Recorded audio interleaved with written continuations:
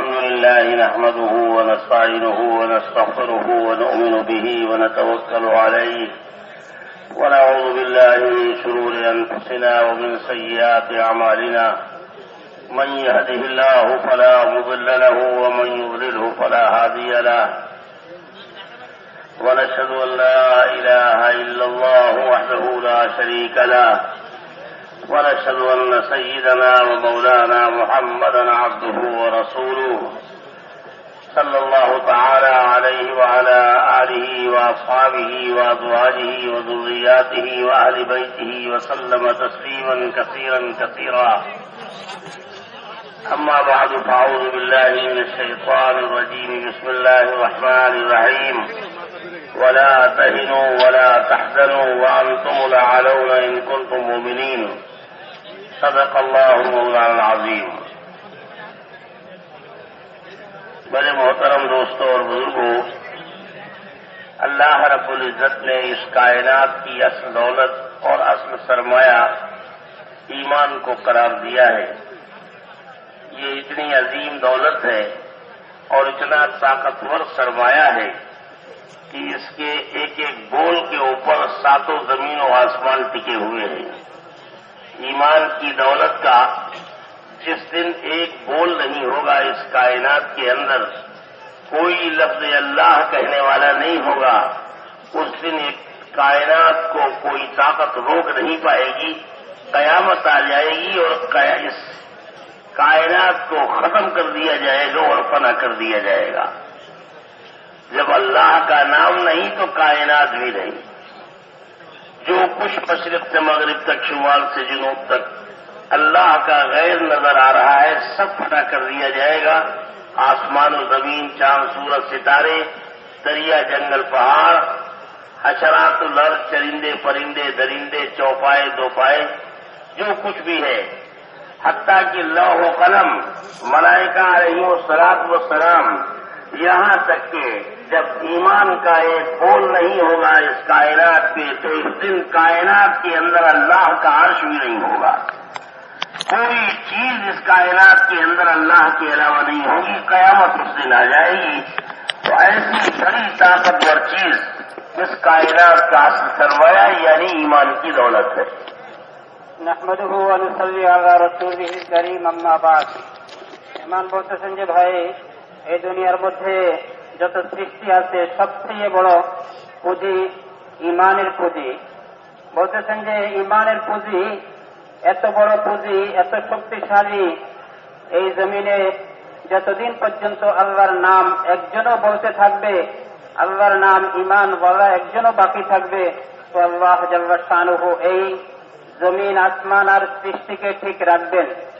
বলতেছেন যে যখন একজনও আল্লাহকে স্বীকারকারী, আল্লাহ বলনেওয়ালা, আল্লাহর নাম লেনেওয়ালা থাকবে না, তখন আল্লাহ জাল্লা শানুহু এই কায়নাত এবং এই সৃষ্টিকে খতম করে দিবেন, শেষ করে দিবেন।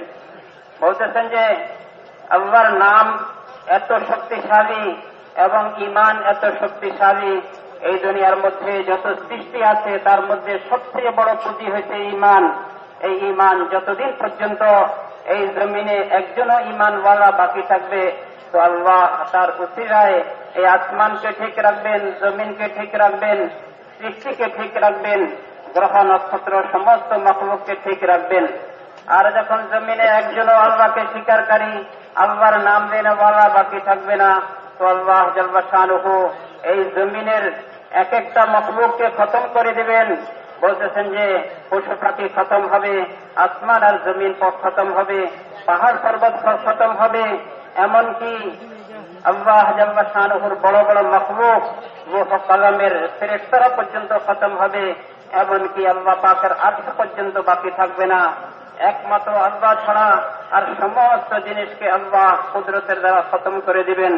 বলতেছেন যে এই ঈমান এত শক্তিশালী, ঈমান এত বড় পুঁজি, এর উপরে আল্লাহ এই জমিন আসমানকে ঠিক রাখতেছেন। আর যখন ঈমান থাকবে না তো আল্লাহ সবকিছুকে খতম করে দেবেন। دوستوں اور بزرگوں، مشرق سے لے کے مغرب تک اور شمال سے لے کے جنوب تک پھیلی ہوئی انسانیت اور زندگی کے تمام شعبوں کی کامیابی अल्लाह रब्बुल इज्जत ने इसी ईमान की दौलत के ऊपर रखी। ये सरमाया है, तो आदमी जिस शोबे में होगा, जहां कहीं भी होगा, अल्लाह उसे सरबलंद फरमाएंगे। दुनिया और असबाब दुनिया के ऊपर अल्लाह का कोई वादा नहीं है। सारे वादे अल्लाह के ईमान की बुनियाद के ऊपर हैं। अगर ये दौलत है और इस दौलत की मेहनत है, तो आदमी को अल्लाह रब्बुल इज्जत कच्चे झोपड़ों के अंदर है, खुदा इसे वहां भी कामयाब करेंगे। और अगर ये दौलत नहीं है, तो ये महलों के अंदर भी तबाह और बर्बाद होगा। जिस दिन मदीने मुनव्वरा के अंदर किसरा का खजाना पड़ा हुआ था फारूक आजम रजी अल्लाह तआला अन्हु की ठोकरों में, और 90 करोड़ का ताज किसरा की मदीने की सड़क के ऊपर पड़ा हुआ था, उस दिन दुनिया के एतबार से फारूक आजम रजी अल्लाह तआला अन्हु का हाल ये था कि इनके कुर्ते में पैबंद लगे हुए थे। दुनिया की किल्लत का आलम ये, लेकिन दुनिया की सबसे बड़ी ताकत ठोकर में पड़ी हुई है ईमान की बुनियाद के ऊपर। तो अल्लाह रब्बुल इज्जत हर शोबे जिंदगी के अंदर वहां तुम उलाना इनको तुम मोमिनीन, क्या बात करते हो, लनुहयिन्नहु हयातन तय्यिबा, ऐसी पाकीज़ा जिंदगी देंगे तुम्हें इस ईमान की बुनियाद के ऊपर कि जो पाकीज़ा जिंदगी तुम्हें किसी जगह किसी दूसरे का मोहताज बनने का मौका नहीं देगी। तुम्हारा हर मसला अल्लाह अपनी कुदरत से हल फरमाए, तुम्हें किसी के सामने हाथ फैलाने की जरूरत नहीं है। तो ईमान भाई अर्ज कर रहा था, इसको अल्लाह रब्बुल इज्जत ने असल सरमाया बनाया है।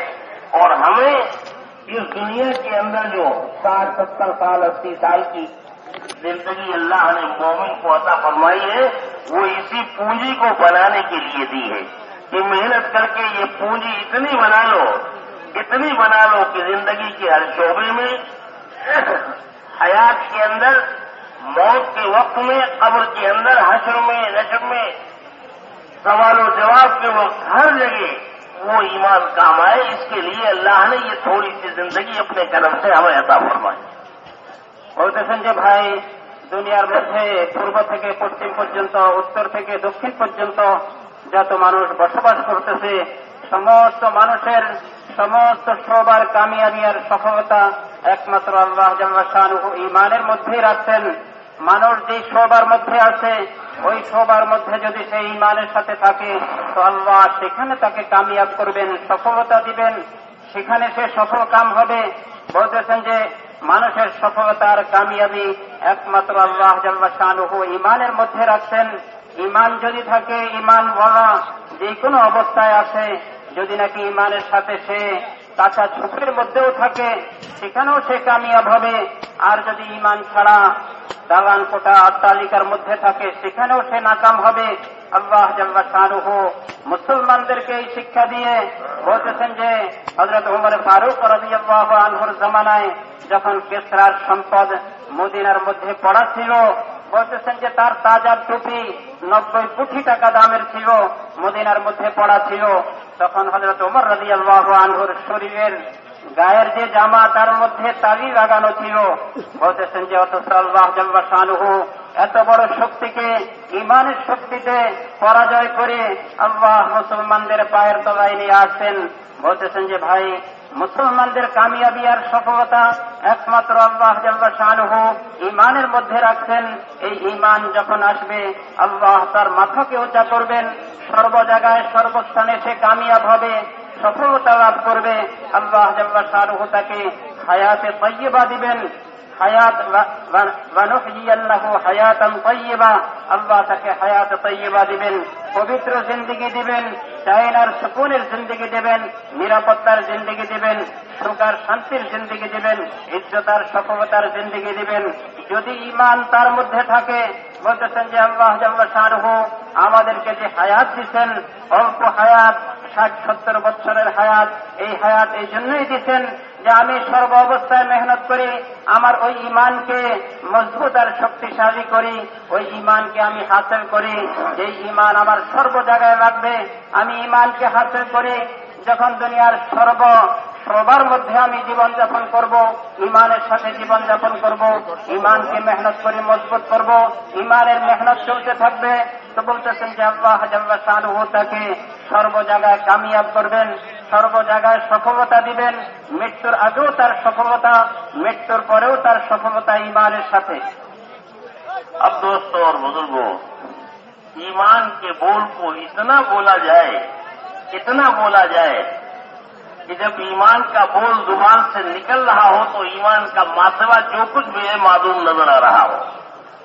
इतनी मेहनत की जाए कि अल्लाह का नाम जब लिया जा रहा हो तो अल्लाह के नाम के अलावा जिस वक्त हमारी जुबान से अल्लाह का नाम निकल रहा हो उस वक्त कायनात की हर शय हमें मुर्दा नजर आ रही हो। जो कुछ भी है कायनात के अंदर करने वाली जात सिर्फ तन्हा अल्लाह की है, बाकी सारा के सारा जो है ये मिट्टी का ढेर है। इसके अंदर थोड़ी बहुत जो हयात नजर आ रही है, हरकत व सुकून, ये उस वक्त तक है जब तक कि अल्लाह का अम्र है, और जिस दिन अल्लाह का अम्र नहीं होगा तो ये सारी हरकत व सुकून खत्म हो चुकी होगी। जितनी भी हरकत व सुकून है ये सिर्फ अल्लाह के अम्र की वजह से है, और अल्लाह ने आर्जी तौर पर इन चीजों के अंदर ये चीज रखी है। जब तक चाहते हैं मौजूद है और जब चाहेंगे निकाल लेंगे। कब्जा इनका इन चीजों के ऊपर, इन सिफात के ऊपर नहीं है, कब्जा अल्लाह ही का है। अगर मौत और हयात, इज्जत और जिल्लत, कामयाबी और नाकामी इन चीजों में नजर आ रही है तो उस मौत और हयात, इज्जत और जिल्लत और कामयाबी नाकामी के ऊपर कब्जा अल्लाह ही का है। दवा में शिफा नजर आ रही है मगर उस शिफा के ऊपर कब्जा अल्लाह ही का है। जिसे चाहेंगे शिफा मिलेगी और जिसे चाहेंगे शिफा नहीं मिलेगी। डॉक्टर के यहाँ जाने के बाद डॉक्टर तो ये कहता है कि आपको इतनी बढ़िया हमने दवा दे दी है, इतना बढ़िया इंजेक्शन आपको लगाया है, इंट्रामस्कुलर या वीनस, ऐसा इंजेक्शन लगाया है कि अब इस इंजेक्शन के बाद आपको किसी दवा की जरूरत नहीं है। यानी इस इंजेक्शन के लगने के बाद आप घर जाने के बजाय सीधे कब्रिस्तान चले जाएंगे, दवा खाने का मौका नहीं मिलेगा दोबारा। तो अल्लाह रब्बुल इज्जत के हाथ में शिफा है। किसी सूरत से कायनात की जितनी भी चीजें हैं अपनी हर हरकतों सुकून के अंदर अल्लाह के अम्र की मोहताज है। छोटी मखलूक हो या बड़ी मखलूक हो, चींटी जैसा हकीर कीड़ा जो दूर से नजर भी न आए, उंगली में मसल दिया जाए, ऐसा हकीर और कमजोर कीड़ा अपने वजूद में, बका में, तहफ्फुज़ में और परवरिश में जितना अल्लाह का मोहताज है, खुदा की कसम जिब्राइल जैसा फरिश्ता भी उतना ही अल्लाह के अम्र का मोहताज है। जिब्राइल भी अल्लाह का गैर, जो कुछ है कायनात के अंदर अल्लाह का गैर, हर लम्हा अपनी हर हरकत और सुकून के अंदर अल्लाह के अम्र का मोहताज है। नाम ऐसे लिया जाए अल्लाह का, ऐसे नाम लिया जाए कि कायनात थर्राती हुई नजर आ रही, बदन के जिस्म के रोंगटे खड़े हो रहे हो। सहाबा किराम रिज़वानुल्लाह अलैहिम अजमईन अल्लाह का नाम लेना जानते थे। हज़रत इकरमा रज़ियल्लाहु तआला अन्हु कुरान पाक हाथ में लेते, कभी चूमते, कभी सर पे लगाते, कभी पेशानी पे, कभी सीने पे, और फरमाते कि हाज़ा कलाम रब्बी, ये मेरे परवरदिगार का कलाम है, उस परवरदिगार का जो सातों जमीन और आसमान का और कायनात की हर मखलूक का पालने वाला और पैदा करने वाला है। ये कहते कहते इतनी हैबत तारी होती थी कि हज़रत इकरमा रज़ियल्लाहु तआला अन्हु बेहोश होकर गिर जाया करते थे। तो सहाबा किराम रिज़वानुल्लाह अलैहिम अजमईन अल्लाह का नाम लेना जानते थे कि जब अल्लाह का नाम लिया तो कायनात के अंदर अल्लाह का गैर जो कुछ भी है उन्हें मुर्दा नजर आ रहा। তো বলতেছেন যে ভাই, ইমানের কথা এত বেশি আমরা বলবো, সর্বস্থানে সর্ব জায়গায় এত বেশি বলবো, মুখে এত বেশি ইমানের কথা বলবো, প্রত্যেকের সাথে ইমানের কথা বলবো, প্রত্যেক জায়গায় ইমানের কথা বলবো, এত বেশি ইমানের কথা বলবো। বলতেছেন যে ইমানের কথা বলতে বলতে আমাদের দিলের ভিতরে আল্লাহ ছাড়া সমস্ত মখলুকের কোনো স্থানই না থাকে। বলতেছেন যে সমস্ত মখলুক মৃত জানোয়ারের মতোই মনে হয়, সমস্ত মখলুক মুর্দা মনে হয়। বলতেছেন যে ইমানের কথা এত বেশি বলবো, এত বেশি আলোচনা করব, সর্বস্থানে এত বেশি আলোচনা করব যাতে সমস্ত মখলুক আমাদের দিল থেকে বাহির হয়ে যায়, তার প্রভাব আমাদের দিল থেকে বাহির হয়ে যায়। বলতেছেন যে ভাই, ইমান এটা কি বলা হয় যে আল্লাহ জাল্লা শানুহুর ইয়াকিন আমাদের দিলের মধ্যে বসে সমস্ত মখলুকের অবস্থান আমাদের দিল থেকে বাহির হয়ে যায়, প্রভাব আমাদের দিল থেকে বাহির হয়ে যায়। বলতেছেন যে দুনিয়ার মধ্যে যত মখলুককে আমরা হরকত করতে দেখতেছি, নড়াচড়া করতে দেখতেছি, চলাফেরা করতে দেখতেছি, এইগুলি তার নিজস্ব কোনো ক্ষমতায় করতেছে না। এইগুলির মধ্যে আল্লাহ জাল্লা শানুর কুদরত রয়ে গেছে, আল্লাহ জাল্লা শানুর কবজা রয়ে গেছে, আল্লাহ জাল্লা শানুর বলতেছেন যে হুকুম রয়ে গেছে। আল্লাহর হুকুম যতদিন থাকবে এগুলি লড়াচড়া করতে পারবে, আর যখন আল্লাহর হুকুম থাকবে না, এইগুলির নিজস্ব কোনো স্বাধীনতা নাই। সে লড়াচড়া করতে পারে, সে চলতে পারে, এবং তার হাতে কোনো ভালো মন্দের শক্তি আছে। বলতেছেন যে ভাই, যখন আল্লাহর হুকুম আসবে এই সমস্ত মখলুক ধ্বংস হয়ে যাবে। বলতেছেন যে এই ইয়াকিন আমাদের দিলের ভিতরে পয়দা হয়। বলতেছেন যে ঔষধের মধ্যে সুস্থতা, এটা ঔষধের কোনো ক্ষমতা না, এটা আল্লাহর হুকুমে হয়। বলতেছেন যে যখন ডাক্তার ঔষধ দেয়, তখন ডাক্তার তো মনে করে এই কথা যে আমি ঔষধ দিয়েছি, এখন তোমার এত ভালো ঔষধ দিয়েছি, এত শক্তিশালী ঔষধ দিয়েছি, তুমি ভালো হয়ে যাবে। ভালো হওয়া না হওয়া ঔষধের সাথে কোনো সম্পর্ক নাই, একমাত্র আল্লাহ জাল্লা শানুর হুকুমে হয়। আল্লাহ জাল্লা শানুর কবজায়ে কুদরতের মধ্যে আল্লাহর হুকুম হবে, সুস্থ হবে, আল্লাহর হুকুম হবে না, কখনো ঔষধের দ্বারা সুস্থ হইতে পারে না। এইভাবে সমস্ত মখলুক আল্লাহ পাকের হুকুমের মুখাপেক্ষি, সমস্ত মখলুক চলাফেরার মধ্যে সর্ব অবস্থায় আল্লাহ পাকের হুকুমের মুখাপেক্ষি।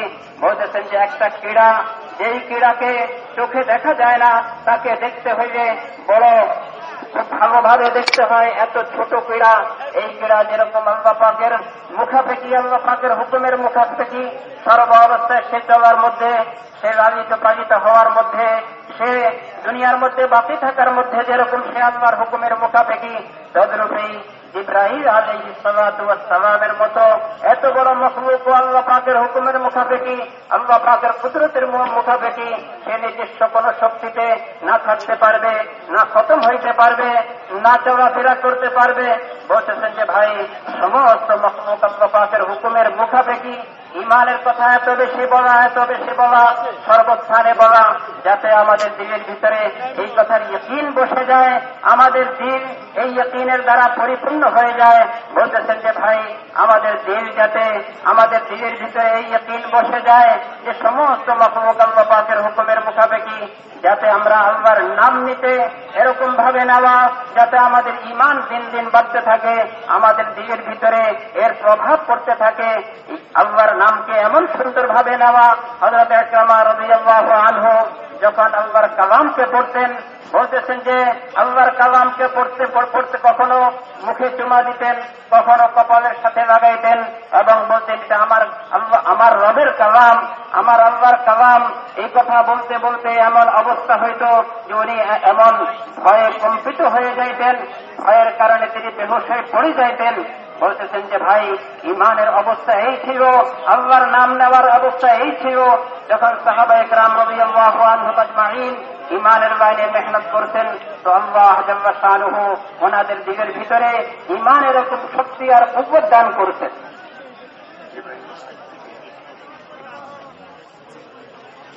दोस्तों और बुजुर्गों, इस कायनात के जर्रे जर्रे पर सिर्फ और सिर्फ अल्लाह की हुक्मरानी है।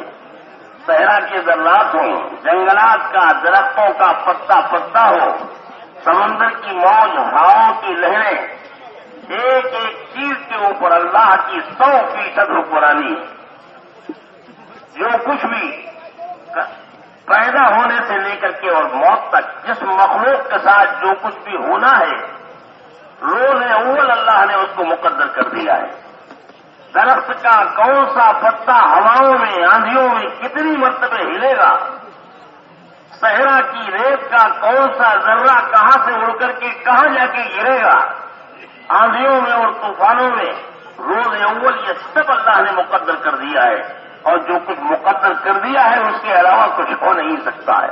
हमारे करने धरने से, हमारे होने न होने से सारे इंसान दुनिया के जमा हो जाएं और सारे ताकतवर, सारे हुक्मरान, सारे हाकिम महकूम और सारे मलाइका अलैहिमुस्सलातु वस्सलाम, यहां तक कि सारे औलिया अल्लाह, गौस, कुतुब, अख्ताब और सारे अंबिया अलैहिमुस्सलातु वस्सलाम, جمع ہو جائیں اور جمع ہو کر کے درخت کے ایک پتے کو ہلانا چاہے تو خدا کی قسم اللہ کے امر کے بغیر درخت کے ایک پتے کو ہلا نہیں سکتے.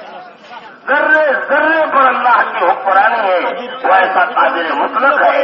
ایمان صحابہ کرام رضوان اللہ علیہم اجمعین کا جو ایمان یہ بنا تھا جس کے اوپر حضور صلی اللہ علیہ وسلم نے صحابہ کو اٹھایا، یہ ایمان مسجد کے اندر بنا تھا. صحابہ کرام رضوان اللہ علیہم اجمعین کا تو حال یہ تھا کہ روزانہ ایمان کے حلقے قائم کرتے اور ایمان کے حلقے مسجد کے اندر قائم کرنے کے بعد اعمال دعوت مسجد کے اندر قائم کر کے اور اس کے بعد پھر مسجد کے اطراف میں گلیوں میں کوچوں میں ایک ایک کے پاس جا کر کے اس کی خوشامد کر کے مسجد کے فضائل بیان کرتے ہوئے کہ آدمی اللہ کے دین کی ایک بات سننے کے لیے، سیکھنے کے لیے یا سکھانے کے لیے مسجد کی طرف قدم اٹھاتا ہے تو اللہ پاک ایک مقبول حج کا ثواب عطا فرماتے ہیں.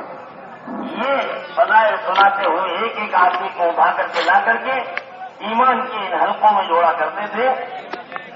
چلو ہمارے ساتھ تھوڑی دیر کے لیے آ جاؤ، اپنے اللہ کا تذکرہ کر لیں، اپنے اللہ کی بڑائی اور کبریائی کو بیان کر لیں. آ جاؤ. حضرت عمر رضی اللہ تعالیٰ عنہ فرماتے ہیں کہ ہم جو تمہیں ملاقات کر کے ایک ایک کو لا کر کے یہاں جوڑتے ہیں اس کی وجہ سے ہمارے ایمان میں اضافہ ہوتا ہے. جب اللہ کی بڑائی اور کبریائی کے واقعات ہم سنتے ہیں، اذا تکرر الکلام علی السمع تقرر فی القلب، بار بار جب اللہ کی بڑائی اور کبریائی کو ہم سنتے ہیں تو اس کی وجہ سے ہمارے دل کے اندر ایمان اترتا ہے اور جمتا ہے. یہاں تک کہ ہوا ان حلقات کی وجہ سے صحابہ خود فرماتے ہیں کہ اب اگر جنت اور جہنم کو بھی ہمارے سامنے لا کے رکھ دیا جائے تو ہمارے ایمان کے اندر ایک رائی کے دانے کے برابر اضافہ نہیں ہوگا. اتنی تکرار ہو رہی ہے ایمان کے حلقوں میں. ایمان کے مذاکرے کے ذریعے سے حضرت عمر رضی اللہ تعالیٰ عنہ، حضرت ابی بن کعب رضی اللہ تعالیٰ عنہ، حضرت معاذ بن جبل رضی اللہ تعالیٰ عنہ، حضرت ابو ہریرہ، یہ سب صحابہ کرام رضوان اللہ علیہم اجمعین یہ جو ہے یہ وہ لوگ ہیں کہ جن کے ایمان کی قسمیں کھائی جائیں.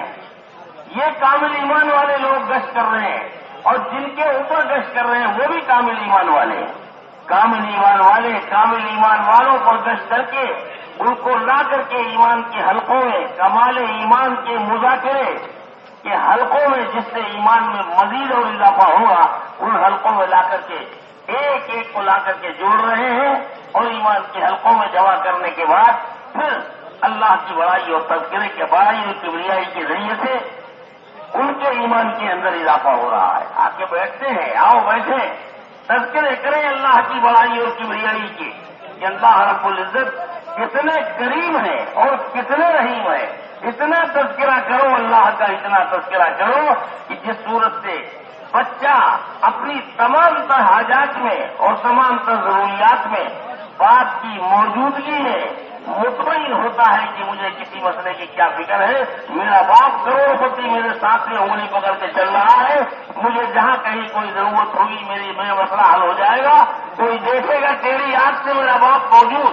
اس بچے سے زیادہ یقین اللہ کی ذات کے اوپر ہو جائے کہ ہمیں دنیا میں کسی کا کیا غم ہے. ہمارا اللہ جو رحیموں کا رحیم اور اتنا بڑا کریم کہ ساری دنیا کی ماؤں کی محبت جتنی بھی ہو سکتی ہے ساری دنیا کی ماؤں کی محبت جمع کر دی جائے، اس محبت کے مقابلے میں اللہ کو اپنے نافرمان بننے سے ان ساری محبتوں سے ہزاروں گنا زیادہ محبت. اللہ رحیم و کریم ہے. ایسا رحیم و کریم کے جھوٹے رحم و کرم کا ہم اندازہ نہیں کر رہا ہوں. اپنے اللہ کے رحم و کرم کا تذکرہ کرے بیٹھ کر کے محشر کا دن، حساب و کتاب کا دن جو ہوگا وہ حساب و کتاب کا دن عدل و انصاف کا دن بھی ہوگا اور اللہ کے رحم و کرم کے مظاہرے کا بھی دن ہوگا. اس دن اللہ کے رحم و کرم کا مظاہرہ بھی ہوگا.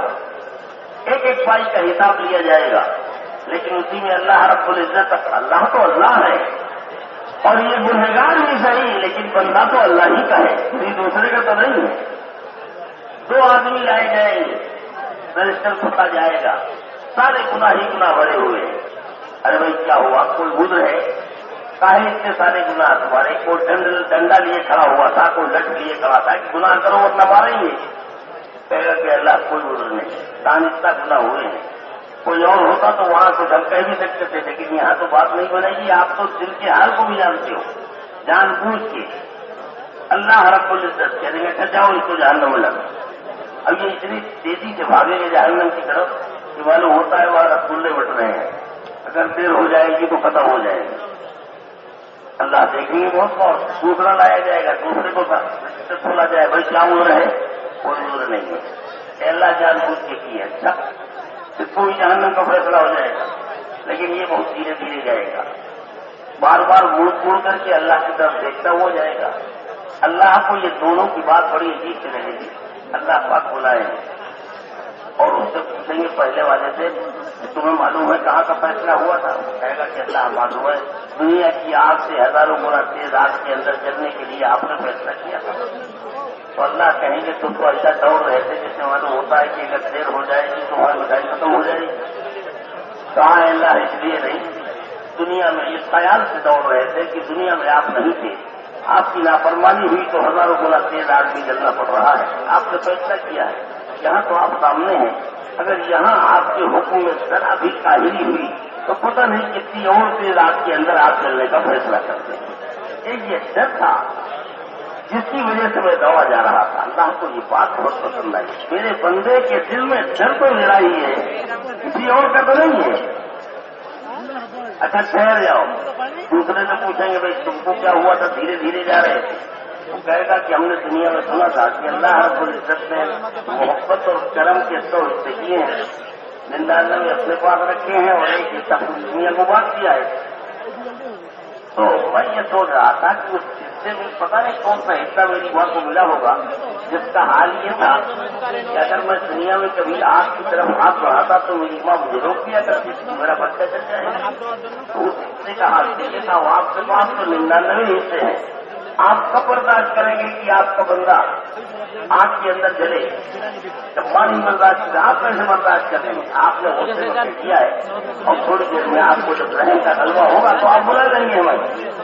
इसी वजह से हम धीरे धीरे जा रहे थे और बार बार मुड़ के देख रहे थे, इसलिए देख रहे थे कि शायद अब आप बुला लें। और देखा कि अल्लाह आपने बुला लिया, आपको कर्म आ ही गया, तरस आ गया, रहम आ गया, आपने बुला लिया। पहले से पेशकशी इसने कर ली। अल्लाह को दोनों की ये बातें बड़ी पसंद आई। वो बंदा हमारे डर के भाग था, गर्दन की वजह से भाग रहा था, और ये हमारे रहम करम की उम्मीद में आई। दोनों को अल्लाह ही की निस्बत के ऊपर दोनों तक रहेंगे। अल्लाह को ये बात इतनी पसंद आएगी, अल्लाह फरमाएंगे अच्छा जाओ हमने तुम दोनों को माफ कर दिया और जन्नत के लिए फैसला कर दिया। अरे इतना देर भागेंगे, ये सर पर दौड़ेंगे कहीं ऐसा न हो कि फैसला बदल जाए। बहुत तेजी के साथ अल्लाह को उनकी ये दौड़ देख करके अल्लाह को हंसी आई। रसूलुल्लाह ने फरमाया कि और आया नहीं, जब अल्लाह को हंसी आई तो मुझे भी हंसी आई। तो हज़रत अली रज़ी अल्लाह तआला अन्हु ने फरमाया कि अल्लाह के रसूल जब आपको हंसी आई तो फिर हमें भी हंसी आई। इन वाक़यात को आओ बैठो, ईमान के हलकों में बैठ करके अल्लाह की रहीमी और करीमी और उसकी किबरियाई और उसकी बड़ाई के वाक़यात आओ सुने, ताकि इन वाक़यात के जरिए से हमारे ईमान के अंदर इजाफा हो और अल्लाह का ताल्लुक हमारा मजबूत होता चला जाए। तो বলতেছেন যে ভাই দুনিয়ার মধ্যে যে অবস্থা চলতেছে সব আল্লাহর হুকুমেই হইতেছে, এক একটা যারা তার হরকত হইতেছে আল্লাহর হুকুমে হইতেছে, এই নদী যত হরকত হইতেছে আল্লাহর হুকুমে হইতেছে, দুনিয়ার মধ্যে যত মতলব চলতেছে আল্লাহর হুকুমই হইতেছে। বলতেছেন যে একটা গাছের পাতা আল্লাহর হুকুম ছাড়া করতে পারে না, দুনিয়ার মধ্যে যত গাছ আছে এবং গাছের যত পাতা আছে এই সমস্ত পাতার হরকতের এলিম আল্লাহ জাল্লা শাআনুহুর নিকটে আছে, আল্লাহর হুকুমই হইতেছে। দুনিয়ার কোন মখলুক নিজস্ব কোন শক্তিতে নিজস্ব কোন ক্ষমতায় সে চলতে পারে না, আল্লাহ পাকের কবজায় সে চলতেছে, আল্লাহর হুকুমই সে চলতেছে। বলতেছেন যে আল্লাহ জাল্লা শাআনুহু জানেন একটা বলতেছেন যে আল্লাহ জাল্লা শাআনুহু জানেন, একটা ক্রীড়া পর্যন্ত যে হরকত করতেছে এটাও আল্লাহ জানেন, একটা ধুলাবালি যে এক জায়গা থেকে অপর জায়গায় যাবে এটাও আল্লাহ পাক জানেন, কখন যাবে, কোন বাতাসের সাথে যাবে, বাতাসের অবস্থা, নদীর হরকত, এই সমস্ত অবস্থা আল্লাহ জাল্লা শাআনুহু জানেন। বলতেছেন যে এই সমস্ত মাখলুকের নিজস্ব কোনো ক্ষমতায় কিছু করতে পারে না, একমাত্র আল্লাহ পাকের হুকুমে হয়। এই কথা এত বেশি আলোচনা করা যে আমাদের ঈমান দিন দিন বাড়তে থাকে। বলতেছেন যে ভাই, প্রথম দিনই আল্লাহ জাল্লা শাআনুহু সমস্ত মাখলুকের সমস্ত অবস্থাকে নির্ধারিত করে দিচ্ছেন। বলতেছেন যে পাতা কতবার লড়বে, কোন গাছের পাতা কখন লড়বে, এটাও আল্লাহ পাক ঠিক করে দিচ্ছেন। বলতেছেন যে দুনিয়ার মধ্যে যত মাখলুকের যত অবস্থা আছে এই সমস্ত অবস্থা আল্লাহ জাল্লা শাআনুহু প্রথম দিনই ঠিক করে দিচ্ছেন। বলতেছেন যে এর বাহিরে কখনো কিছু হইতে হবে না, কখনো কিছু হইতে পারবে না। বলতেছেন যে দুনিয়ার সমস্ত মানুষ যদি একত্রিত হয়, সমস্ত আউলিয়া আল্লাহ একত্রিত হয়, সমস্ত গাউস কুতুব একত্রিত হয়, সমস্ত শক্তি একত্রিত হয়, সমস্ত বাদশা একত্রিত হয়, সমস্ত শক্তিশালী একত্রিত হয় এবং সমস্ত আম্বিয়া আলাইহিমুস সালাতু ওয়াস সালাম একত্রিত হয় একটা গাছের পাতাকে হরকত দিতে চায়। যদি আল্লাহ না চান, কোন শক্তি নাই যে এই সমস্ত মাখলুক মিলে, সমস্ত মানুষ মিলে, সমস্ত আম্বিয়া আলাইহিমুস সালাতু ওয়াস সালাম মিলে একটা গাছের পাতাকে হরকত দিতে পারবেন। বলতেছেন যে আল্লাহ পাকের হুকুমই হইতেছে। এই কথাগুলিকে, ঈমানের কথাগুলিকে, আল্লাহ পাকের বড়াই বড়ত্বের কথাগুলিকে, আল্লাহ পাকের সিফাত আর গুণাবলীর কথাগুলিকে এত বেশি বলা যাতে আমাদের অন্তরের অন্তঃস্থলে এটা ঘেঁটে যায় এবং অন্তরের অন্তঃস্থলে এটা বসে যায় এবং আমাদের ঈমান দিন দিন বাড়তে থাকে। সাহাবায়ে কেরাম রাদিয়াল্লাহু আনহুম আজমাইন ঈমানের কথা এত আলোচনা করতেন, ওনাদের ঈমান দিন দিন বাড়তে থাকতো, ওনাদের ঈমানের মধ্যে পরিপূর্ণতা আসতো।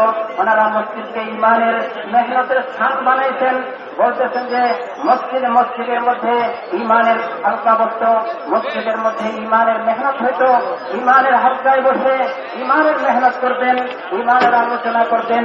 বলতেছেন যে এবং আশেপাশে গাছ করে এক একজন ব্যক্তিকে ওই মসজিদের হালকার মধ্যে আনি ঈমানের মসজিদে বসানো এবং ফাজাইল শুনে ঈমানের মসজিদে বসানোর মেহনত। বলতেছেন যে সাহাবায়ে কেরাম রাদিয়াল্লাহু আনহুম আজমাইন করতেন। বলতেছেন যে এই কথাগুলি এত বেশি বলতেছেন যে ঈমানের মসজিদে বসার ফাজাইলকে শোনায় যে কোনো ব্যক্তি দিন শিখার কোনো ব্যক্তি ঈমান শিখার জন্য, বলতেছেন যে শিখানোর জন্য যদি না মসজিদের দিকে এক একটা কদম যায়, প্রত্যেকটা কদমে মকবুল হজের সওয়াব পাওয়া যায়। বলতেছেন যে ফাজাইলকে এমন বেশি বলতেন, এক একজনকে এত বেশি খোশামদ করতেন, মসজিদে আনতেন। হযরত ওমর রাদিয়াল্লাহু আনহুর মতো সাহাবী বলতেছেন, আমরা এই মেহনতের দ্বারা এক একজনকে খোশামদ করি, ঈমানের মজলিসে আনার দ্বারা, ঈমানের মজলিসে বসানোর দ্বারা আমাদের ঈমান বাড়তে থাকতো। বলতেছেন যে এই সাহাবাদের ঈমানের উপরে কসম খাওয়া যায়, তাদের ঈমানের মধ্যে পরিপূর্ণতা আসবে, তাদের ঈমান এত বেশি মেহনত করছেন যে ঈমানের মধ্যে পরিপূর্ণতা আসবে, ঈমান বাড়ছে। তারাও ঈমানের বাইরে এত মেহনত করতেন।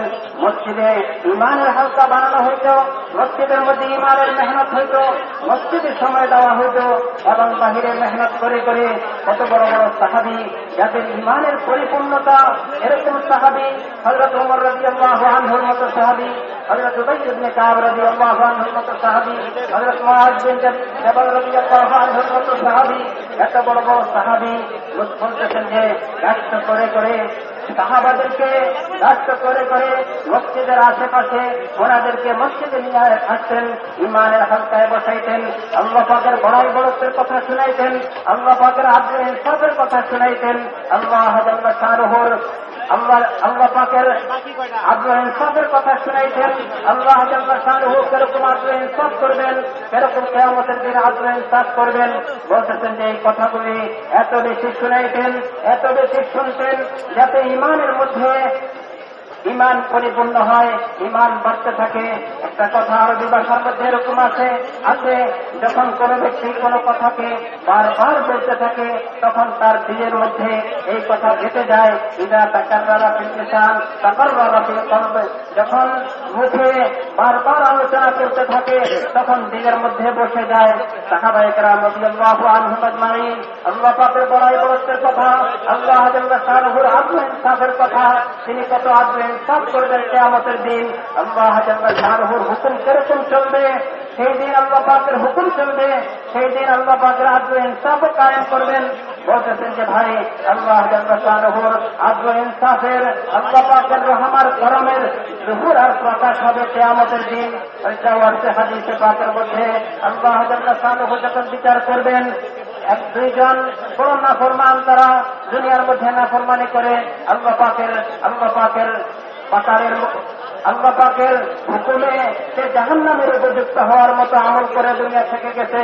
যখন তাকে ডাকা হবে এবং তার আমলনামাকে খোলা হবে, তাকে জিজ্ঞাসা করা হবে তুমি এই আমলগুলি কারো ভয়ে করছো, কে তোমাকে মাঠে দিয়ে এইগুলি করাইছে, ভয় দেখায় তোমাকে এইগুলি করানো হয়েছে, এরকম হয়েছে না তুমি স্বইচ্ছায় করছো?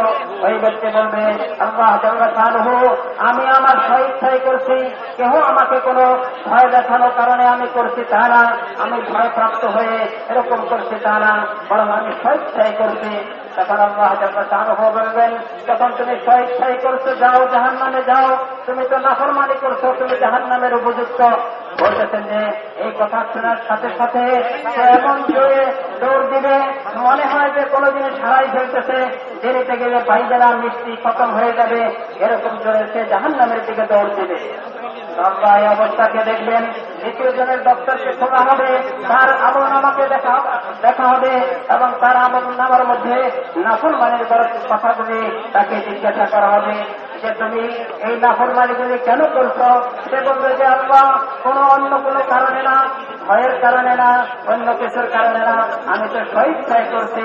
তখন আল্লাহ তাকেও হুকুম দিলেন তুমি জাহান্নামে যাও।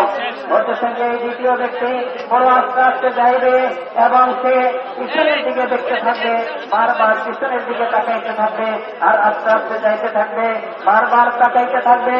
তো আল্লাহ জাল্লা শানুহু প্রথম ব্যক্তিকে ডাকবেন, ডাকি জিজ্ঞাসা করবেন যে হে আমার বান্দা, তোমাকে তো আমি জাহান্নামের কথা বলছি, তুমি জাহান্নামের দিকে এত দৌড় দিয়ে কেন যাইতেছিল? তখন সে বলবে আয় আল্লাহ দুনিয়ার মধ্যে আপনাকে দেখে নাই, আপনার কথাই শুনছি, তখন আপনার হুকুম লঙ্ঘন করে এই আযাবের এত কঠিন আযাবের ভাগী হয়ে গেছি। এখন তো আপনাকে দেখতেছি আপনি জাহান্নামের হুকুম দিতেছেন, আমি যদি এই হুকুমকে আপনাকে দেখা সত্ত্বেও এই হুকুমকে লঙ্ঘন করি তবে আমার কি অবস্থা হবে, আরো কত কঠিন আযাব ভোগ করতে হবে। আমি এই ভয়ে জাহান্নামের দিকে দৌড়াইছি। দ্বিতীয় জনকে জিজ্ঞাসা করবেন আল্লাহ জাল্লা শানুহু হে বান্দা, তোমাকে তো জাহান্নামের কথা বলা হয়েছে, তুমি কেন এত আস্তে আস্তে যাইতেছ, বারবার আমার দিকে তাকাইতেছ, বারবার আমার দিকে তাকাইতেছ, পিছনের দিকে তাকাইতেছ? সে বলবে আল্লাহ শুনেছি আপনি বড় রহিম, আপনি বড় করিম, আপনার রহমার দয়া এক একজন মায়ের রহমার দয়া দিয়ে বেশি, দুনিয়ার যত মা আছে তাদের রহমার দয়াকে একত্রিত করলে এই পরিমাণ ভাবে এর চেয়ে ২০ গুণ বেশি আল্লাহ পাকের রহমার করম। বলতেছেন যে তার থেকে এক ভাগকে সমস্ত মাখলুককে ভাগ করে দেওয়া হয়েছে, তার অবস্থা কিয়ামতের দিন এটাকে জাহির করবেন, প্রকাশ করবেন। বলতেছেন যে ওই বান্দা বলবে আয় আল্লাহ আপনার রহমের কথা শুনেছি, আপনি বড় রহিম, মায়ের চেয়ে বেশি রহিম।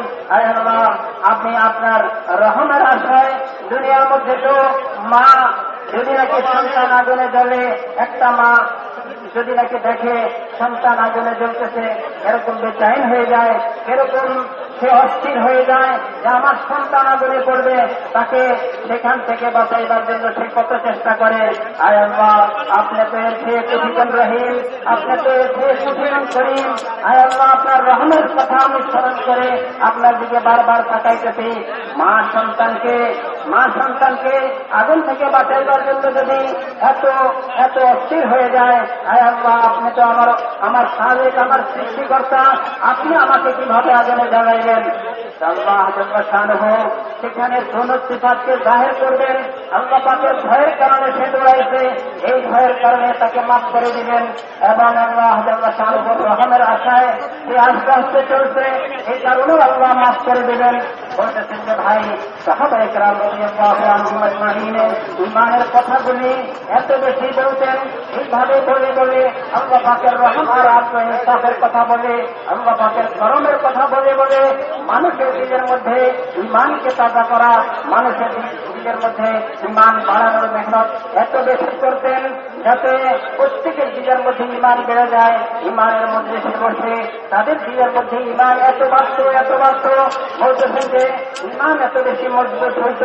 বলতেছেন যে যেমন কোন সন্তান যখন মা বাপের সাথে চলে, বাপ কোটিপতি, তখন তার কোনো চিন্তা নাই, আমার আব্বা কোটিপতি, আমি যেই কোনো অবস্থায় যেই কোনো জিনিস চাই আমার আব্বা সবকিছু আমার জন্য ব্যবস্থা করবে। বলতেছেন যে একটা সন্তানের যদি বাপের প্রতি এত বেশি আত্মবিশ্বাস থাকতে পারে, একটা বান্দা আল্লাহ জাল্লা শানুহুর রহমার করমের উপরে, আল্লাহ পাকের শক্তি আর ক্ষমতার উপরে, আল্লাহ পাকের আদল ইনসাফের উপরে কি পরিমাণ ইয়াকিন এবং আস্থা থাকা দরকার। বলতেছেন যে ভাই, সাহাবায়ে কেরাম রাদিয়াল্লাহু আনহুম আজমাইন আল্লাহ জাল্লা শানুহুর এই সিফাত আর গুণাবলীর কথা এত বেশি বলতেন। বলতে বলতে ওনাদের দিকের মধ্যে ঈমান বাড়তে থাকতো। ঈমানের মজলিসে বসে ঈমানের মজলিসের দিকে গাছটা করে করে এক একজনকে ঈমানের মজলিসে আনার মেহনত করতেন। তো আল্লাহ আপনাদের ঈমানকে বাড়াই দিতেন। اللہ کے رسول صلی اللہ علیہ وسلم نے امت کو مسجد سے جوڑا تھا. امت صرف مسجد میں نماز کے لیے نہیں جاتی. اس زمانے میں آج تو حال یہ ہے نماز پڑھی گئی تالا پڑے. مسجد امت کے تمام مسائل کے حل کی جگہ تھی. حضور صلی اللہ علیہ وسلم نے اپنے ہر مسئلے کے لیے مسجد کی طرف دوڑ لگائی. امت ساری کی ساری مسجد کی طرف متوجہ ہونے والی. نماز کے علاوہ کی تاریخ میں چلے جا رہے ہیں مسجد کے. بھائی کہاں جا رہے ہو؟ بچہ بیمار ہو گیا ہے اس لیے مسجد جا رہے ہیں. اس لیے کہ بیماری اور صحت اللہ کی طرف سے ہے. پہلے اللہ سے مسئلہ حل کرا لیں, اس کے بعد مٹی بھر چٹکی مٹی کی ہوگی اگر وہ دیں گے اس سے بھی شفا مل جائے گی. ہر مسئلے میں کہاں جا رہے ہو؟ مسجد جا رہے ہیں اس لیے کہ قرضہ ہو گیا ہے. اب قرضہ ادا کرانا یہ بھی اللہ کے اختیار سے زیادہ وسیع چلے جا رہے ہیں. بیماری ہو گئی, قرضہ ہو گیا, کوئی مسئلہ آ گیا, سیدھے بھوک لگی مسجد کی طرف دوڑے جا رہے ہیں. اور صرف صحابہ ہی کو نہیں, خود آپ بھی نہیں کر رہے ہیں. بھوک لگی, حضرت عائشہ صدیقہ رضی اللہ تعالیٰ عنہ نے پوچھا کہ عائشہ گھر میں کچھ ہے؟ اللہ کے رسول کچھ نہیں. سیدھے مسجد کے صحابہ کرام موجود ہیں, اگر ذرا سا اشارہ کرتے تھے تو کھانوں کے ڈھیر لگ جاتے, لیکن نہیں, سیدھے مسجد تشریف لے گئے. اور مسجد تشریف لے جانے کے بعد وہاں اللہ سے مانگا بھوک لگی, اللہ نہیں آئے کھانا دے دیں. آئے پھر عائشہ اللہ نے کچھ بھیجا, آئے اللہ کے رسول ابھی کچھ نہیں. پھر گئے, پھر آئے, پھر گئے, پھر آئے, بار بار جاتے رہے. یہاں تک کہ حضرت عائشہ صدیقہ رضی اللہ تعالیٰ عنہ فرماتی ہیں کہ حضور صلی اللہ علیہ وسلم کی اس بے چینی کو دیکھ کر کے میری آنکھوں میں آنسو آ گئے کہ اللہ کا نبی ہوئے زمین کے اوپر بھیج کے اتنا بےتاب بار بار مسجد جا رہے ہیں. آخر حضرت عثمان رضی اللہ تعالیٰ عنہ تشریف لے آئے. مسجد تشریف لے گئے تھے, کہاں گئے اللہ کے رسول؟ بتا دیا. سارے کے ڈھیر لگا دیے, کچا مکا پہنچا کے لے آئے اور بیٹھ کے رونے لگے کہ کیا ہم کو روزہ سمجھا گیا ہے. ذرا سا اشارہ کر دیتے تو کھانے کا تو ڈھیر لگ جاتے. ہمارے نبی کو یہ رحمت اور کھانے لے پہنچے. تشریف لائے. عائشہ اللہ نے کچھ بھی کہا ہے, اللہ کا رسول آگے تشریف لائیے. حضرت عثمان آئے تھے, وہ ایسے رو رہے تھے, کیا ہم کو بھی غیر سمجھا گیا ہے؟ تو حضور صلی اللہ علیہ وسلم نے فرمایا کہ عائشہ اگر تمہیں نمک کے ڈھیلے کی بھی ضرورت پڑے, امت کو غیور بنایا حضور صلی اللہ علیہ وسلم نے, امت کو بھکاری نہیں بنایا ہے. ذرا ذرا سے مسئلے میں بھیک مانگتے پھرو, غیور بنایا. عائشہ اگر تمہیں نمک کے ڈھیلے کی بھی ضرورت پڑے تو خبردار خبردار کبھی اللہ کے غیر کے سامنے ہاتھ پر پھیلانا, ذلیل ہو جاؤ گی. काम नहीं बनेगा। काम बनाने वाली ذات तो अल्लाह की, अल्लाह के सामने हाथ उठाओ काम भी बनेगा। इज्जत भी तो हुजूर सल्लल्लाहु अलैहि वसल्लम ने मस्जिद से जोड़ा उम्मत को अपने हर मसले से, और ये बार बार जाना इसलिए था उम्मत की तालीम के लिए। कहाँ जाओगे, ये वो दर है, इस दर से हट करके जहाँ जाओगे उसका दिल भी अल्लाह के हाथ में। वो नहीं कर पाएगा जो तुम चाहोगे, बल्कि वो होगा जो अल्लाह चाहे। लिहाजा सीधे मस्जिद से उम्मत को जोड़ा। अल्लाह का घर है और अल्लाह के हाथ में दुनिया की तमाम तर मखलूक की सारी जरूरतें अल्लाह के कब्जे कुदरत में। मस्जिद की तरफ अपनी जरूरत के वक्त में आना ये ईमान की अलामत, अल्लाह की तरफ आना है। और अल्लाह के खैर की तरफ, माल वालों की तरफ, मनसब वालों की तरफ, हाकिमों की तरफ, महकूमों की तरफ, वजीरों की तरफ, मिनिस्टर की तरफ, अल्लाह के गैर की तरफ अपनी हाजत के लिए कदम उठाना और उस गैर को उस हाजत को पूरा करने वाला समझना, इसी का नाम है कि शिर्क की अलामत और शिर्क की बू इसके अंदर पाई जा रही है। अल्लाह की तरफ कदम उठाने वाला कभी महरूम नहीं होगा और यहां दूसरे की तरफ जाने वाला कभी कामयाब नहीं होगा। देखो तो मसला अल्लाह के हाथ में। तो हुजूर सल्लल्लाहु अलैहि वसल्लम ने उम्मत को हर मसले में, एक साहबी ने अर्ज किया कि अल्लाह के रसूल हम बहरीन जाना चाहते हैं कारोबार के लिए, तो हुजूर सल्लल्लाहु अलैहि वसल्लम ने फरमाया कि जाओ पहले 2 रकात नमाज पढ़ो, अल्लाह की मदद साथ में कर लो। आज उम्मत होटलों से जुड़ी है, बाजारों से, दुकानों से, खेत खलियान से, मिनिस्टरों से, वजीरों से, हुकूमत के नक्शों से, इन सब से जुड़ी है और इन सब जगहों से कोई मसला हल नहीं होता। मसला हल होता है अल्लाह की कुदरत से। अल्लाह की कुदरत ही से वो उम्मत कटी हुई है और अल्लाह की कुदरत से जोड़ने का मतलब ये है कि मस्जिद से ये उम्मत जुड़ जाए। तो हुजूर सल्लल्लाहु अलैहि वसल्लम ने मस्जिद से जोड़ा था, उम्मत मस्जिद की तरफ दौड़ने वाली थी अपने तमाम तर वसाइल के। তো বলতেছেন যে ভাই হুজুর আকরাম সাল্লাল্লাহু আলাইহি ওয়াসাল্লাম সাহাবা একরাম রাদিয়াল্লাহু আনহুম আজমাইনকে মসজিদের মেহনতের সাথে জুড়ছেন, সাহাবা একরাম রাদিয়াল্লাহু আনহুম আজমাইন মসজিদের মেহনতের জন্য সময় দিতেন, বলতেছেন যে আজকে উম্মত তো শুধু মসজিদে নামাজের জন্য যায়, নামাজকেই মসজিদে যাওয়ার জরুরত মনে করে যে নামাজের জন্য মসজিদে যাইতে হবে, নামাজ পড়া হয়ে গেছে মসজিদে তালা বন্ধ হয়ে যায়। বলতেছেন যে হুজুর আকরাম সাল্লাল্লাহু আলাইহি ওয়াসাল্লাম সাহাবা একরাম রাদিয়াল্লাহু আনহুম আজমাইনকে সর্ব অবস্থায় মসজিদের সাথে জুড়ছেন। মসজিদ হয়েছে উম্মতের সমস্ত মাসাইলকে, সমস্ত সমস্যার সমাধানের জায়গা। যত মাসাইল আছে, যত সমস্যা আছে, এই সমস্ত সমস্যার সমাধান আল্লাহ জাল্লা শানুহু মসজিদের আমলের সাথে রাখছেন। সাহাবা একরাম রাদিয়াল্লাহু আনহুম আজমাইন যে কোনো সমস্যায় পড়তেন, যে কোনো অবস্থায় পড়তেন, দৌড়ায় মসজিদে যাইতেন, মসজিদের আমলকে পুরা করতেন। বলতেছেন যে এরপরে যদি মাটির এক কণাও নিতেন, এটার দ্বারাও আল্লাহ শেফা দিয়ে দিতেন।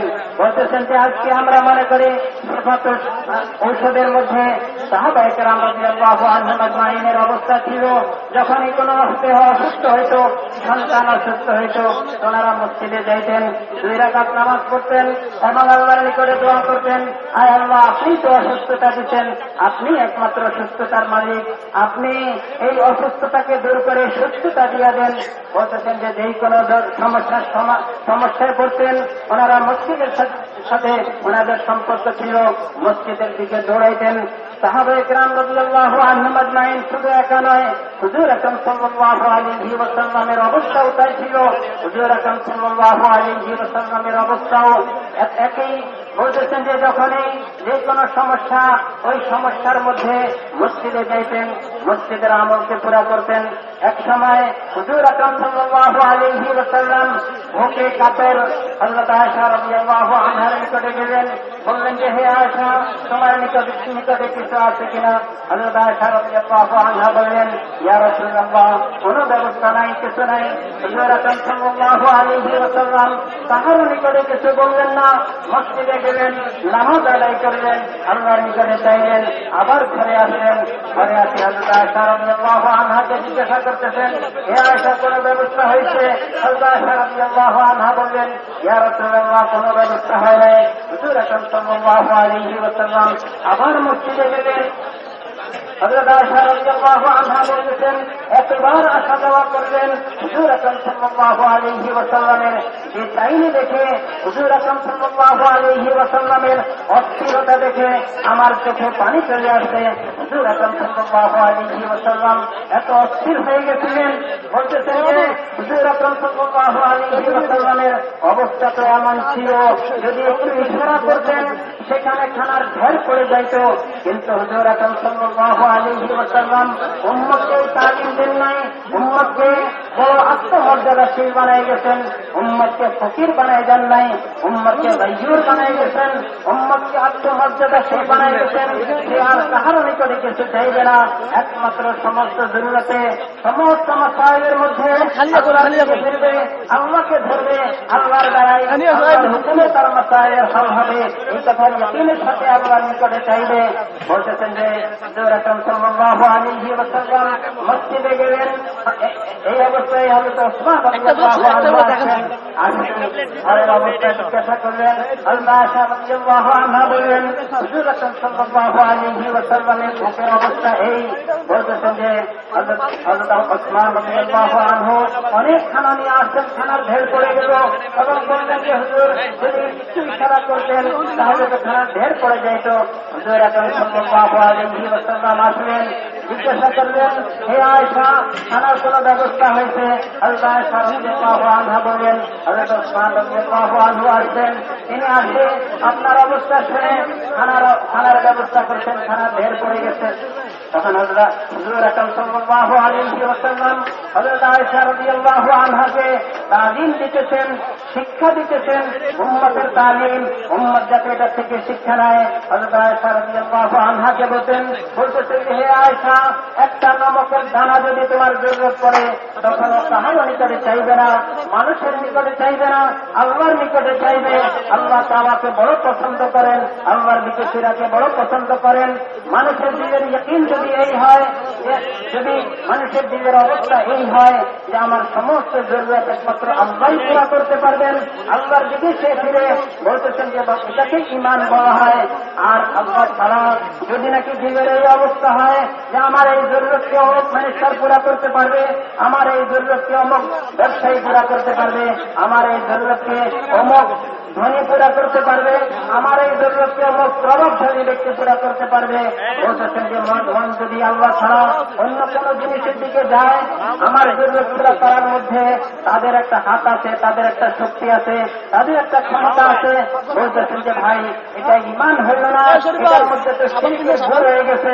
বলতেছেন যে হুজুর আকরাম সাল্লাল্লাহু আলাইহি ওয়াসাল্লাম উম্মতকে মসজিদের সাথে জুড়ছেন, উম্মতকে মসজিদের মেহনতের সাথে জুড়ছেন।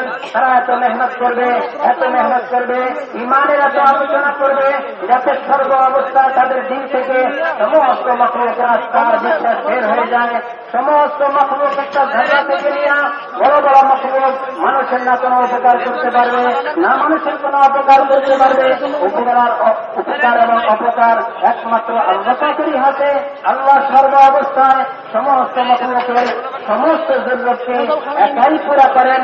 বলতেছেন যে ভাই, এই কথার এত মেহনত করা, মসজিদে এত সময় দেওয়া, যেরকম সাহাবায়ে কেরাম রাদিয়াল্লাহু আনহুম আজমাইন মসজিদকে নিজের সমস্ত মাসায়েলের হলের জায়গা মনে করে মসজিদের দিকে ফিরতেন, মসজিদে যাইতেন, আমল পুরা করতেন। বলতেছেন যে ভাই, যখন আমরা এই মেহনতকে পুরা করব, আমাদের দিনের ভিতরে আল্লাহর জাতের ইয়াকিন এমন বসবে যে সমস্ত মাখলুক থেকে দিনের মধ্যে নৈরাশা আসি যাবে এবং আল্লাহ পাকের জাতের প্রতি পরিপূর্ণ ইয়াকিন আর আস্থা বসে যাবে। তো আল্লাহ আমাদের আমলের দ্বারা আমাদের সমস্ত মাসায়েলের হল, সমস্ত সমস্যার समाधान करें। प्रश्न, ईमान के बनने की जगह मस्जिदें हैं, बाजारों में ईमान बिगड़ा करता है, बना नहीं करता है। ईमान के फसाद की जगह जो है وہ آج دیکھیں قرآن پاک کے اندر بھی اللہ نے بیان فرمائی، ان میں ایک بازار بھی ہے، ہمارے خزانے اور ہماری تجارتیں اور ہماری دکانیں، یہ ساری چیزیں ہیں کہ جہاں ایمان کے اندر بگاڑ آیا کرتا ہے۔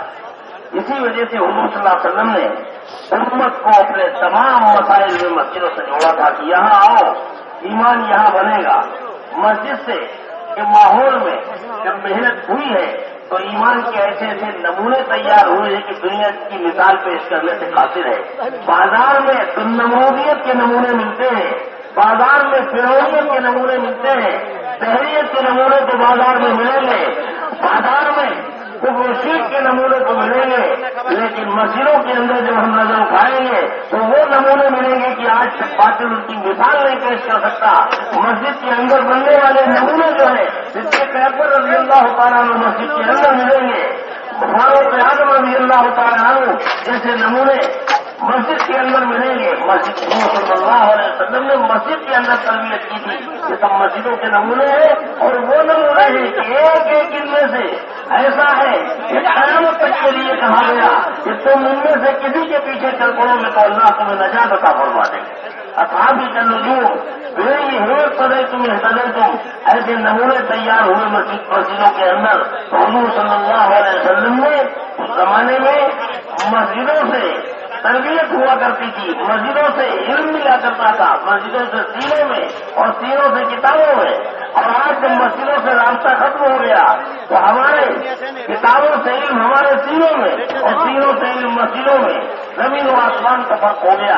اس لیے دوستوں اور بزرگوں، حضور صلی اللہ علیہ وسلم اپنے ایک ایک امتی کو اپنے ہر مسئلے میں مسجد کی طرف متوجہ کرنے والے تھے، اور ایک ایک امتی اپنے تمام مسائل میں مسجد میں آ کر کے اللہ کے سامنے ہاتھ پھیلانے والا تھا۔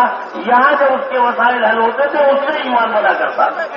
فاروق اعظم رضی اللہ تعالیٰ عنہ کے زمانے میں ایک مرتبہ قحط پڑ گیا تھا، ساری تدبیریں کیدانی قحط ختم نہیں ہوا، اور انہوں نے مصر کے گورنر کو خط لکھ دیا۔ حضور صلی اللہ علیہ وسلم کے گھر والے شہر والے قحط کے اندر مبتلا ہے، تو مصر کے اندر آرام کیوں؟ انہوں نے کہا کہ ہم اتنا بڑا غلے کا لشکر بھیج رہے ہیں کہ جس کا پہلا وقت مدینے میں ہوگا اور آخری مصر کے اندر ہوگا۔ اونٹ آیا، وہ غلہ وہ کے قافلہ آیا اونٹوں کا، اور سارا لشکر جو کچھ بھی تھا اونٹوں کا غلہ جو کچھ بھی لدا ہوا تھا سب تقسیم کر دیا گیا، مگر قحط ختم نہیں ہوا۔ ایک صحابی کے حصے میں بکری آئی تھی، انہوں نے جب اسے ذبح کیا تو اس بکری میں سے سوائے ہڈی چمڑے اور خون کی کوئی چیز اس میں سے نہیں نکلی۔ جب دیکھا انہوں نے یہ حال ہے کہ ہمارا رزق جانوروں کے اندر سے جو اٹھا دیا گیا تو ان کی چیز نکل گئی۔ واہ محمد، آئے محمد صلی اللہ علیہ وسلم، آج ہمارے اوپر یہ دن آ گئے کہ ہمارا رزق جانوروں کے اندر سے جو اٹھا دیا گیا ہے۔ رونے لے، آنکھوں سے آنسو جاری ہو گئے، جہاں تک کہ روتے روتے آنکھ لگ گئی۔ تو خود حضور صلی اللہ علیہ وسلم کی خواب میں زیارت ہوئی، جاؤ عمر کو میرا سلام کہو، بس ہم تو تمہیں بڑا عقلمند سمجھتے تھے، کیا ہو یا دو ہے؟ یہ دوڑے آنکھ جیسے کھلی۔ عجیب رسول اللہ صلی اللہ علیہ وسلم، امیر المومنین حضور صلی اللہ علیہ وسلم کے قاصد کو جواب دو۔ بھائی کیسے قاصد ہو تم؟ تو انہوں نے بتایا کہ ہماری بکری ہم نے ذبح کی تو اس میں سے سوائے ہڈی چمڑا خون کی کچھ بھی نہیں نکلا، گوشت کی کوئی چیز نہیں، ہماری زبان سے چیخ نکل گئی، آنکھ لگ گئی۔ حضور صلی اللہ علیہ وسلم کی خواب میں زیارت ہوئی، آپ نے فرمایا کہ عمر کے پاس جاؤ، میرا سلام کہو، اور عمر سے کہو کہ ہم تو تمہیں بڑا عقلمند سمجھتے تھے، کیا ہو گیا ہے تمہیں؟ حضرت عمر کام تھے، جمع کیا، بتاؤ وہ کون سی کمی میرے اندر واقع ہوئی ہے جو جناب محمد رسول اللہ صلی اللہ علیہ وسلم کے زمانے میں نہیں تھی۔ صحابی کھڑے ہوئے، ہم جانتے ہیں کون سی کمی واقع ہوئی۔ امیر المومنین حضور صلی اللہ علیہ وسلم کا معمول یہ تھا کہ اپنا چھوٹا بڑا حال، کوئی بھی مشکل، کوئی پریشانی آپ کے سامنے آئی تو سیدھے آپ نے مسجد کی طرف توجہ کی، سیدھے مسجد سے سیدھے، کسی کے اوپر اپنی مصیبت کو ظاہر نہیں کیا، اپنے ہر مسئلے میں مسجد کی طرف دوڑ لگانے والے تھے۔ امت کو بھی تعلیم دی کہ اپنے ہر مسئلے کو لے کر کے مسجد میں جاؤ، مسجد اللہ کا گھر ہے، اللہ کے سامنے اللہ کے ہاتھ سے تمہارے سارے مسائل ہیں۔ حضور صلی اللہ علیہ وسلم نے اپنی امت کو بھکاری نہیں بنایا، ताजिरों से नहीं जोड़ा, मुकमाल के नक्शों से नहीं जोड़ा, उधर मुतवज्जे नहीं किया। यहूद और नसारा का भिखारी नहीं बनाया जनाब मोहम्मद रसूलुल्लाह सल्लल्लाहु अलैहि वसल्लम। आज मस्जिदों से ताल्लुक खत्म होने की वजह से उम्मत यहूद और नसारा की भिखारी बनकर के रही। हुजूर सल्लल्लाहु अलैहि वसल्लम ने मस्जिद से जो हजरत उमर रज़ियल्लाहु तआला अन्हु से कहा कि हुजूर का मामूल तो मस्जिद की तरफ था, आपने जब आपके ऊपर अल्लाह ने एक हाल भेजा है तो आपने मस्जिद की तरफ तवज्जो करने के बजाय मिस्र के गवर्नर के सामने भीख के लिए हाथ फैलाए। ये फर्क आया है। हजरत उमर की चीखें निकल गई, ऐलान किया कि सुबह चलो।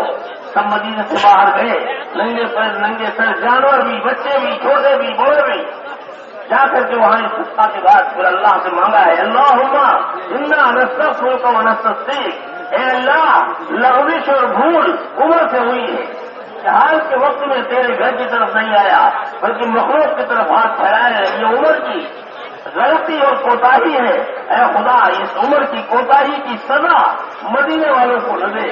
अल्लाह, हुजूर के घरवालों को ये सजा न दे।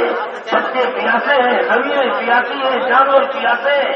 ऐ खुदा, मेरी गलती की सजा उनको न दे, माफ कर दे अल्लाह अपने करम से, और इन प्यासों को पानी अता फरमा दे। अभी ये दुआ मांग रहे थे कि आसमान पर अमर के टुकड़े नजर आए और उन अमर के टुकड़ों में से आवाज आ रही थी, ऐ उमर, तुमने अल्लाह से मदद मांगी, अल्लाह ने तुम्हारे लिए मदद की। इतनी बारिश हुई, इतना गल्ला पैदा हुआ कि सारा कहता है दूर हो गया। मदीने में कभी इतनी पैदावारी नहीं हुई। तो हुजूर सल्लल्लाहु अलैहि वसल्लम में कर रहा था, हुजूर सल्लल्लाहु अलैहि वसल्लम ने उम्मत को मस्जिद से जोड़ा था, अल्लाह के घर से जोड़ा था, यानी अल्लाह से जोड़ा, खाने से जोड़ा था, मखलूक से नहीं जोड़ा था। तो बोलते যে ভাই, আমরা মানুষের দিকে না যাওয়া, বলতেছেন যে আগে বলতেছিলেন যে যখন নাকি আমরা আমাদের জরুরতে মানুষের নিকটে যাইব, মানুষের কাছে চাইব, আমাদের দরকারে মানুষের নিকটে যাইব, মানুষের কাছে চাইব, তখন আমরা সেখানে আমাদেরকে জলিল আর অপমান অপদস্থ করবেন। আর আল্লাহ যদি আল্লাহর দিকে যাই, আল্লাহর নিকটে যাই, তো আল্লাহ আমাদেরকে ইজ্জতওয়ালা বানাবেন এবং আমাদের জরুরতকে কুদরতের দ্বারা পুরা করবেন। বলতেছেন যে হুজুর আকরাম সাল্লাল্লাহু আলাইহি ওয়াসাল্লাম উম্মতকে মসজিদের মেহনতের সাথে জুড়ছেন, মসজিদের আমলের সাথে জুড়ছেন। ওই মেহনতের দ্বারা, মসজিদের মেহনতের দ্বারা এক একজন ব্যক্তি এমন তৈরি হয়েছে, আজকে দুনিয়া তার মিসাল আর তার উপমা দিতে পারে না, তার মতো মানুষের প্রমাণ দিতে পারে না। এত বড় বড় হাসছে আল্লাহ মসজিদের মেহনতের দ্বারা তৈরি করছেন।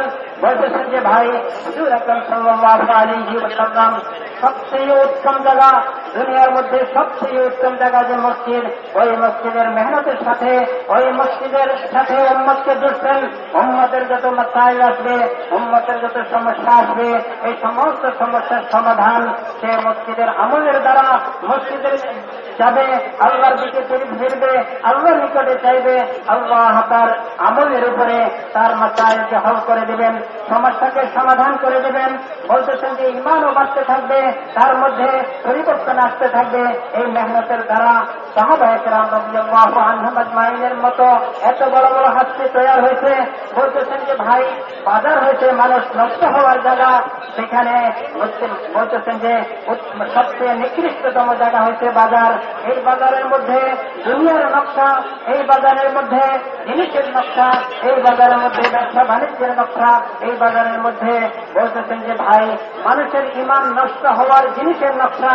এই বাজারের মধ্যে নমরুদিয়াতের অবস্থা পাওয়া যাবে, এই বাজারের মধ্যে কারণিয়াতের অবস্থা পাওয়া যাবে, এই বাজারের মধ্যে দাহারিয়াতের অবস্থা পাওয়া যাবে। এই বাজারের মধ্যে মানুষ কোনোদিন বলতে পারে না, মানুষ তো বনবে মসজিদের আমলের দ্বারা, মসজিদের মেহনতের দ্বারা। হুজুর আকরাম সাল্লাল্লাহু আলাইহি ওয়াসাল্লাম সাহাবায়ে কেরাম রাদিয়াল্লাহু আনহুম আজমাইনকে মসজিদের মেহনতের সাথে জুড়ছেন।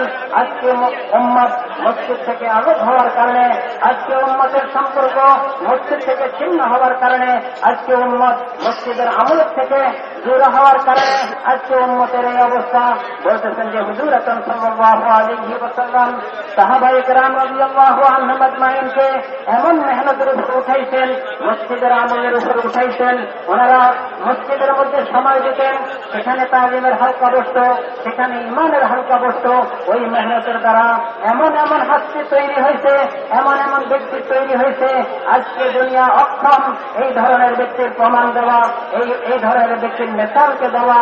বলতেছেন যে ওই মসজিদের মেহনতের দ্বারা হযরত আবু বকর রাদিয়াল্লাহু আনহুর মতো হাস্তি তৈরি হয়েছে, ওই মসজিদের মেহনতের দ্বারা হযরত ওমর রাদিয়াল্লাহু আনহুর মতো হাস্তি তৈরি হয়েছে, ওই মসজিদের মেহনতের দ্বারা সাহাবায়ে কেরাম রাদিয়াল্লাহু আনহুম আজমাইনের এক গোষ্ঠী তৈরি হয়েছে, এক জামাত তৈরি হয়েছে।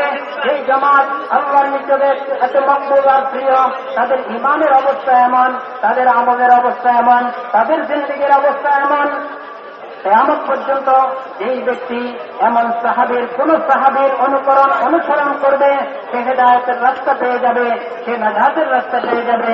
আল্লাহ মসজিদের মেহনতের দ্বারা সাহাবাদের এত বড় বড় হাস্তিকে তৈরি করছেন।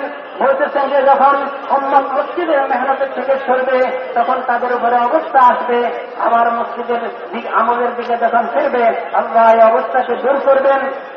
বলতেছেন যে ভাই, হুজুর আকরাম সাল্লাল্লাহু আলাইহি ওয়াসাল্লামের মেহনতের উপরে সাহাবাদেরকে আল্লাহ নমুনা বানাইছেন। সাহাবাদের আমল কিয়ামত পর্যন্ত উম্মতের জন্য নমুনা। হযরত ওমর রাদিয়াল্লাহু আনহুর জমানায় এক সময় দুর্ভিক্ষ দেখা দিছে। হযরত ওমর রাদিয়াল্লাহু আনহু এই দুর্ভিক্ষ দেখে বলতেছেন যে দুর্ভিক্ষের অবস্থা এরকম, মদিনার মধ্যে খুব অভাব অনটন চলতেছে। হযরত ওমর রাদিয়াল্লাহু আনহু মিশরের গভর্নর হযরত আমর ইবনে আস রাদিয়াল্লাহু আনহুর নিকটে চিঠি পাঠাইছেন যে মদিনার এই অবস্থা, আর তুমি মিশরের মধ্যে ভালো অবস্থায় চলতেছ, তোমার কি একটু মনে ওঠে না? বলতেছেন যে এই কথার পরে হযরত আমর ইবনে আস রাদিয়াল্লাহু আনহু চিঠি পাঠাইছেন, হে আমিরুল মুমিনিন, আমি এত সম্পদ, এত খানার জিনিস আমি পাঠাইব যে একটা ওট মদিনার মধ্যে পৌঁছবে এবং শেষ ওট মিশরে থাকবে, এত পরিমাণ আমি আপনার জন্য পাঠাইতেছি। বলতেছেন যে পাঠানো হয়েছে, মদিনার মধ্যে আসছে, মদিনার মধ্যে সমস্ত ওটের খাওয়া দাওয়াগুলিকে, ওটের বহনকৃত খাওয়া দাওয়াগুলিকে বন্টন করে দেওয়া হয়েছে, কিন্তু অভাব যাইতেছে না, অভাব খতম হইতেছে না। বলতেছেন যে এক সাহাবীর ভাগে একটা বকরি পড়ছে, তিনি জবাই করছেন, জবাই করে দেখেন যে চামড়া এবং হাড্ডি আর রক্ত ছাড়া তার মধ্যে কোনো গোশত নাই। ওই সাহাবের মুখে দিয়ে চিৎকার বাহির হয়ে গেছে, ওয়া মুহাম্মাদা, হে মুহাম্মদ সাল্লাল্লাহু আলাইহি ওয়াসাল্লাম, আপনার উম্মতের এই অবস্থা। আজকে আল্লাহ জাল্লা শানুহু আমাদের রিজিক জানোয়ার থেকে পর্যন্ত উঠাই দিয়েছেন। এই জানোয়ারের কষ্ট মানুষের রিজিক ছিল, আয় আল্লাহ জানোয়ারের রিজিক, জানোয়ার থেকেও পর্যন্ত আমাদের রিজিক উঠাই দিয়েছেন। আয় আল্লাহ আমাদের উপরে রহম করেন। বলতেছেন যে তিনি কাঁদতেছিলেন, আয় মুহাম্মদ সাল্লাল্লাহু আলাইহি ওয়াসাল্লামের জামানা, আয় মুহাম্মদ সাল্লাল্লাহু আলাইহি ওয়াসাল্লামের জামানা। বলতেছেন যে কাঁদতে ওনার ঘুম আসে গেছে, ঘুমে স্বপ্নে দেখতেছেন হুজুর আকরাম সাল্লাল্লাহু আলাইহি ওয়াসাল্লামের জিয়ারত হয়েছে। হুজুর আকরাম সাল্লাল্লাহু আলাইহি ওয়াসাল্লাম আপনি বলতেছেন যে ওমরকে বলো, আকলমান মনে করছিলাম, আয় ওমরের কি হয়েছে? তিনি এই স্বপ্ন থেকে দাবি দিলেন, জাগার পরে দৌড়াই হযরত ওমর রাদিয়াল্লাহু আনহুর নিকটে গেলেন এবং হযরত ওমর রাদিয়াল্লাহু আনহুকে বললেন, হে আমিরুল মুমিনিন, আপনি আল্লাহর নবীর কাছে আল্লাহর নবীর পাঠানো দোষের জবাব দেন। হযরত ওমর রাদিয়াল্লাহু আনহুর তখন বললেন যে তুমি কিভাবে নবীর পক্ষ থেকে কাছে? বললেন যে আমার এই ঘটনা হয়েছে, আমি স্বপ্নে দেখেছি হুজুর আকরাম সাল্লাল্লাহু আলাইহি ওয়াসাল্লাম বললেন, আমিরুল মুমিনিন ওমরের কি হইল? আমি তো তাকে বড় বুদ্ধিমান মনে করছি। বলতেছেন যে তখন হযরত ওমর রাদিয়াল্লাহু আনহু বললেন, আয় আমার কি হয়েছে? এবং সাহাবাদেরকে বললেন যে আমার কোন আমলের মধ্যে হুজুর আকরাম সাল্লাল্লাহু আলাইহি ওয়াসাল্লাম পরিবর্তন দেখছেন? বলো তো দেখি তোমরা। বলতেছেন যে সাহাবায়ে কেরাম রাদিয়াল্লাহু আনহুম আজমাইনের মধ্যে একজন সাহাবী দাঁড়াইলেন, তারাই বললেন, হুজুর আকরাম সাল্লাল্লাহু আলাইহি ওয়াসাল্লামের জামানায় তো যখনই কোনো অবস্থা সামনে আসতো আমরা মসজিদের আমলের দিকে যাইতাম, মসজিদে আমল করতাম, আল্লাহর নিকটে চাইতাম। আল্লাহ জাল্লা শানুহু আমাদের আমলের দ্বারা আমাদের আল্লাহর দিকে ফেরার দ্বারা, মসজিদের দিকে ফেরার দ্বারা, মসজিদের আমলের দিকে ফেরার দ্বারা আমাদের সমস্যাকে সমাধান করতেন। হে ওমর, হে আমিরুল মুমিনিন, আপনি আল্লাহর নিকটে যাওয়ার চেয়ে আপনি গভর্নরের নিকটে চাইলেন, মিশরের গভর্নরের নিকটে চাইলেন। হযরত ওমর রাদিয়াল্লাহু আনহু তখন বড় মর্মাহত হয়ে গেলেন এবং সমস্ত সাহাবাদেরকে নিয়ে, মদিনাবাসীদেরকে নিয়ে, যার মধ্যে ছোট ছোট বাচ্চা পর্যন্ত ছিল, জীব জানোয়ার পর্যন্ত ছিল, সবাইকে নিয়ে ময়দানের দিকে রওনা দিলেন ইস্তিসকার নামাজ পড়ার জন্য। এবং হযরত ওমর রাদিয়াল্লাহু আনহু বলতেছিলেন, আয় আল্লাহ, ওমর তো গুনাহ করছে, ওমর তো আপনার হুকুমকে লঙ্ঘন করছে, ওমর তো গুনাহ করছে। আয় আল্লাহ, এই ওমরের গুনার শাস্তি আপনি মদিনাবাসীকে দিবেন না, এই ওমরের গুনার শাস্তি আজওয়াজে মুতাহহারাতদেরকে দিবেন না। আয় আল্লাহ, ওমরের গুনাহকে মাফ করে দেন, আমাদের অবস্থার পরিবর্তন করে দেন, সমস্যাগুলির সমাধান করে দেন। বলতেছেন যে এমন ভাবে কাঁদতেছিলেন, আয় আল্লাহ, আমার গুনাহকে মাফ করে দেন, আমার গুনার কারণে মদিনাবাসীকে আপনি কষ্ট দিবেন না। বলতেছেন যে কাঁদতে কাঁদতে যখন দোয়া করতেছিলেন, ইস্তিসকার নামাজ পড়ে আল্লাহর নিকটে চাইতেছিলেন, তো আল্লাহ মেঘ পাঠাইতেছেন, মেঘের থেকে আওয়াজ শোনা যাইতেছে, হে ওমর, আপনার জন্য আল্লাহর সাহায্য এসে গেছে। আল্লাহ সাহায্য পাঠাইতেছেন, আল্লাহর সাহায্য এসে গেছে, বৃষ্টি বর্ষণ হয়েছে। আল্লাহ জাল্লা শানুহু মদিনার অবস্থাকে মদিনার সমস্যাকে সমাধান করে দিয়েছেন, মদিনার অভাব দূর করে দিয়েছেন। বলতেছেন যে ভাই, যখন মানুষ আল্লাহর দিকে ফিরবে, যখন মানুষ আল্লাহর নিকটে ফিরবে, তো আল্লাহ জাল্লা শানুহু তার সমস্যাগুলির সমাধান করে দেবেন। বলতেছেন যে হুজুর আকরাম সাল্লাল্লাহু আলাইহি ওয়াসাল্লাম উম্মতকে ফকির আর কাঙ্গাল বানাই দেন নাই, উম্মতকে কাহারও ধরার জন্য কাফের মুশরিকের দিকে ফিরবে, কাফের মুশরিকের ধর্ণা ধরবে, এরকম উম্মত হুজুর আকরাম সাল্লাল্লাহু আলাইহি ওয়াসাল্লাম বানাই দেন নাই। হুজুর আকরাম সাল্লাল্লাহু আলাইহি ওয়াসাল্লাম উম্মতকে মসজিদের সাথে জুড়ছেন, মসজিদের আমলের সাথে জুড়ছেন, মসজিদের আমলের মেহনতের সাথে জুড়ছেন। বলতেছেন যে আজকে আমরা মসজিদের আমল থেকে দূরে সরে যাওয়ার কারণে, মসজিদের আমল থেকে আমরা সরে যাওয়ার কারণে আজকে আমরা বলতেছেন যে কাফের মুশরিকের নিকটে লাঞ্ছিত হইতেছে, কাফের মুশরিকের নিকটে বেইজ্জত হইতেছে, তাদের নিকটে আমরা হাত পাতি লাঞ্ছিত হইতেছে। এই উম্মত যখন আবার আল্লাহর দিকে ফিরবে, মসজিদের আমলের দিকে ফিরবে, মসজিদের দিকে যাবে, মসজিদের আমলের উপর উঠবে, মসজিদের আমলের জন্য উম্মতকে তৈরি করবে, তখন আল্লাহ এই উম্মতের অবস্থাকে পরিবর্তন করে দেবে। दोस्तों, जब तक ये उम्मत मस्जिद से जुड़ी हुई थी, अपने सारे मसाइल मस्जिद से हल कराने वाली थी, किसी के सामने हाथ फैलाने वाली नहीं थी। जब से इसका ताल्लुक मस्जिद से जुड़ता है, ये उम्मत पूरी कायनात के अंदर भिखारी बन के रह गई। हर मसले में किसी के सामने हाथ फैलाए होकर घूम रहा है और कहीं कोई मसला हल नहीं हो रहा। इसलिए दोस्तों, आज तक जो कुछ हमसे इस सिलसिले में लंबिश हुई है और कोताही हुई है, अल्लाह अपने करम से उसे माफ फरमाए। इसीलिए हमारे बड़े कहते हैं कि मस्जिद में ईमान के हल्के कायम करो ताकि ईमान के अंदर ताजगी रहे। रोजाना 2.5 घंटे हमारे मस्जिद के हमारे दावत कायम करते हुए एक एक को नकद उठा करके मस्जिद के अंदर ला करके जोड़ना, यहाँ फजाइल और मुंतखब हदीस के जरिए से तालीम के हलकों में इन सबको जोड़ करके और फिर उसके बाद इसकी तशकीलें करना और फिर इस मेहनत को लेकर के सिर्फ यही नहीं, हमारे अंदर ये ईमानी कुव्वत पैदा हो, इसके लिए दुनिया के गोशे गोशे में, कोने कोने में, चप्पे चप्पे में ईमान को लेकर के जितना फिरेंगे, अल्लाह पाक को ईमान की माया और वो ईमान की दौलत धीरे धीरे हमारे अंदर पैदा करवा देंगे। तो इसलिए पिछली जिंदगी अब तक की जो कुछ है, अल्लाह उसको हमें माफ फरमा दे और आइंदा के लिए तय करो कि उस वक्त तक चैन से नहीं बैठेंगे जब तक या तो ईमान की ये हकीकत हमारे अंदर पैदा हो जाए या फिर मेहनत करते करते हम ही इस दुनिया से रोक सकते हैं। तो बोलते थे जब भाई হুজুর আকরাম সাল্লাল্লাহু আলাইহি ওয়াসাল্লাম তো উম্মতকে মসজিদের আমলের সাথে জুড়ছেন, মসজিদের মেহনতের সাথে জুড়ছেন, উম্মতকে এরকম ভিখারি বানা যান নাই যে উম্মত মানুষের কাছে হাত পাতবে, উম্মত কাফের মুশরিকের কাছে হাত পাতবে, উম্মত বিভিন্ন জরুরতে তার মানুষের মুহতাজের মুখাপেক্ষি হবে, মানুষের নিকটে চাইবে, মানুষের নিকটে হাত পাতবে, আর সে জলিল আর অপমান অপদস্থ হবে। হুজুর আকরাম সাল্লাল্লাহু আলাইহি ওয়াসাল্লাম উম্মতকে কাহারও মুখাপেক্ষি বাড়াই যান নাই, উম্মতকে মসজিদের আমলের সাথে জড়ে গেছেন, মসজিদের আমলের উপর উঠে গেছেন, মসজিদের মেহনতের উপর উঠে গেছেন। বলতেছেন যে ভাই আজকে উম্মত মসজিদ থেকে কাটে যাওয়ার কারণে, মসজিদের মেহনত থেকে কাটে যাওয়ার কারণে, আজকে উম্মত মসজিদের আমল থেকে কাটে যাওয়ার কারণে, আজকে দাঁড়াদাঁড়ি থাকার কারণে, আজকে উম্মত জয়গার অপমান অবতস্থ হইতেছে, তাদের কোন সমস্যার সমাধান হইতেছে না, সমস্যার সমাধান হবে না যতক্ষণ পর্যন্ত আবার উম্মত হুজুর আকরাম সাল্লাল্লাহু আলাইহি ওয়াসাল্লাম ওয়ালা আমলের দিকে না আসবে। এই জন্যই আমাদের বুজুর্গরা আমাদেরকে বলতেছেন যে আমরা মসজিদের আমলের সাথে জড়ে মসজিদকে আমলের দ্বারা আবাদ করি। বলতেছেন যে এই জন্য বলা হইতেছে প্রতিদিন 2.5 ঘন্টা সময় দিয়ে মসজিদ আবাদের মেহনতের দ্বারা মসজিদের মধ্যে তালিমের হালকা কায়েম করে, মসজিদের মধ্যে ইমানের হালকা কায়েম করে, সেখানে ফজাইলের তালিম এবং মুনতাকাব আহাদিসের তালিম হয় এবং এক একজন উম্মতকে খুশামত করে, এক একজন ব্যক্তিকে খুশামত করে ওই হালকায় আনি এবং তাদেরকে ওই হালকা ইমানের হালকায় বসাই, যাতে তাদের ইমানও বাড়তে থাকে, আমাদের ইমানও বাড়তে থাকে।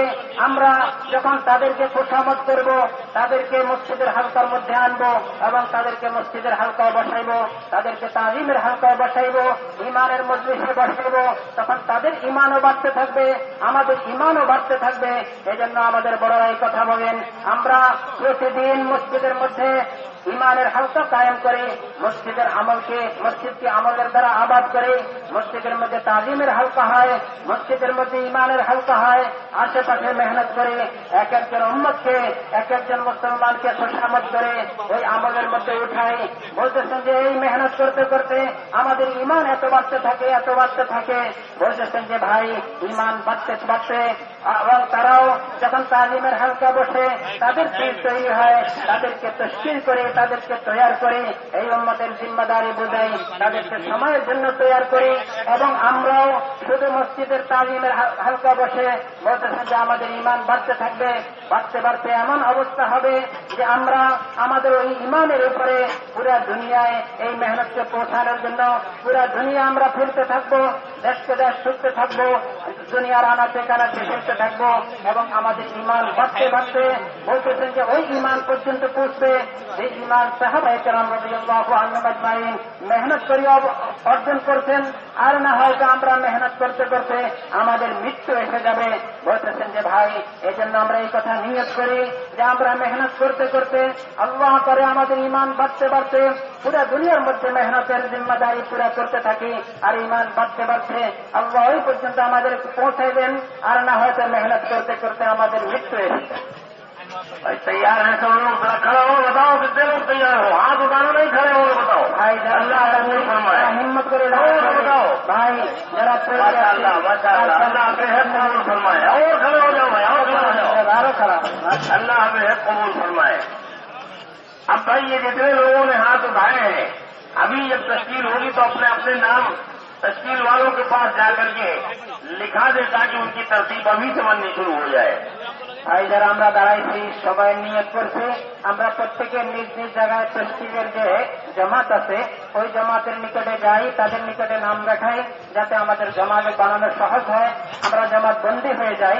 এই জন্য বলতেছেন যে যারা আমরা নাম দেখাইতেছি, যারা আমরা নিয়ত করে দাঁড়াইছি, তারা প্রত্যেকের নিজ নিজ ক্ষেত্রে যাই, আমাদের তশকিলের জামাতের সাথে সাক্ষাৎ করে সেখানে আমাদের তরতিব কায়েম করে জামাত বানাই, একে অপরকে প্রেয়ার हो जाए तो একে অপরকে প্রেয়ার করতে করতে দাওয়াত দিতে দিতে আমাদের সময় পুরা হয় এবং আমরা হুজুর ইস্তিনজা থেকে পারবে নামাজেরও তৈরি করব এবং একে অপরকে দাওয়াত দিতে থাকবো, নিজে প্রেয়ার হয়ে অন্যকে প্রেয়ার করি। মেরে মোহতারাম, যাতে আল্লাহ আমাদের আমলকে এই মেহনতকে পুরা করে দেন, এই জন্য খুব দাওয়াত দিব, একে অপরকে প্রেয়ার করব, একে অপরকে তশকিল করব, যাতে কোনো ব্যক্তি বাদ না যায়। মেহনত আমরা পুরা করি, করনে বাড়ির দাঁত আল্লাহ তিনি দিল তৈরি করে দিবেন এবং নগদ আল্লাহর রাস্তা বের হওয়ার জন্য এক একজনের হিম্মতকে বাড়াই দেবেন।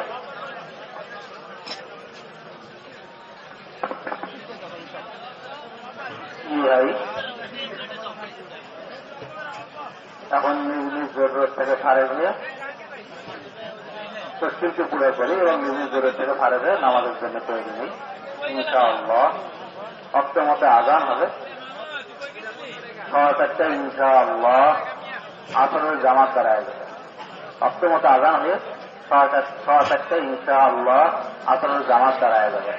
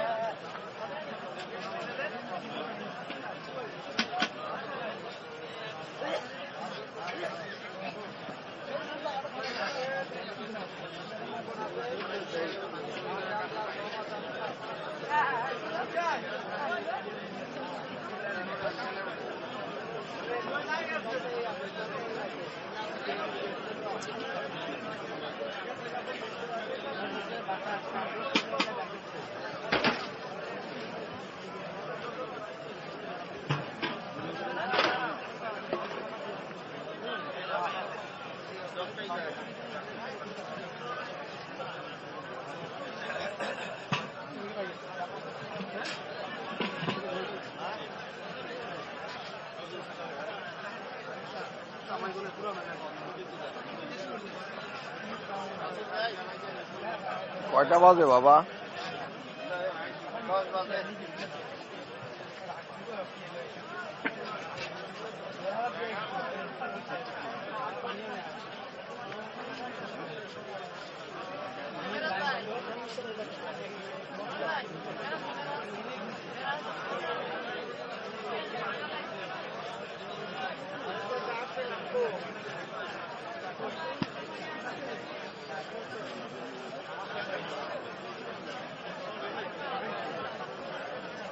উজু করে আসছেন? হ্যাঁ,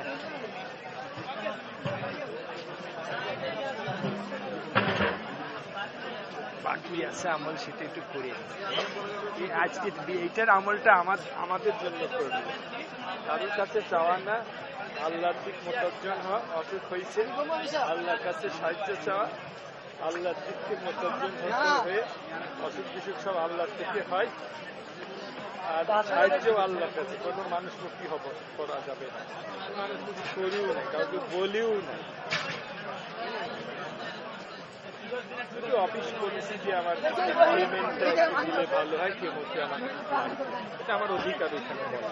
দোকান সেখানে কনসালটেন্সি করছি, সেটা দেয় না তো, 1 মাস 2 মাস 3 মাস পরে হয়তো একটু টাইমলি দিলে। এবং জেনারেল রিপোর্ট যেটা, সেটা কালকে ফরেনারের সাথে বসে রিপোর্টগুলি 4 জন কনসালটেন্ট, আমি নিজেই সেটা প্রেজেন্ট করেছি, প্রেজেন্ট করে সব করে দিচ্ছে হয়েছে। তারপরে বলছি 2টা কম্পাইল করো, রাত 11টা পর্যন্ত সেই 2টো কম্পাইল করে একটা করেছি, করে আজকে আবার রাত্রি আল্লাহ ব্যাক করে যায়, এটা আবার মেসেজ করে পাঠায়। কালকে সকালবেলা আবার ইসিজি, ইকো, আলট্রাসোনোগ্রাম এগুলি সিএনএস থেকে করায়, রাত্রে আবার ছেলের কাছে। ভালো আছে? 500টা ফান দিতে গেছে মানে কেডা? এই মৌলানা ইয়া হুজুর কই? মাহফিল এখানে আসে না, খালি নাই, খালি মানে চলতে এসে কেউ এক ভালো মজমাই নিয়ে আছে, ওনার আমি অ্যাসিস্ট্যান্ট হব। আর বস্তাবি বললে আপনি আমার সাথে সাথে করে নিয়ে যায়।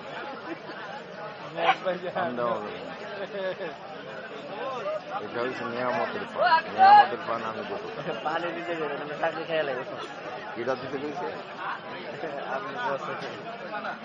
আয় হ্যাঁ রে, এইটা করবেন না আপনি দোষ নিয়ে।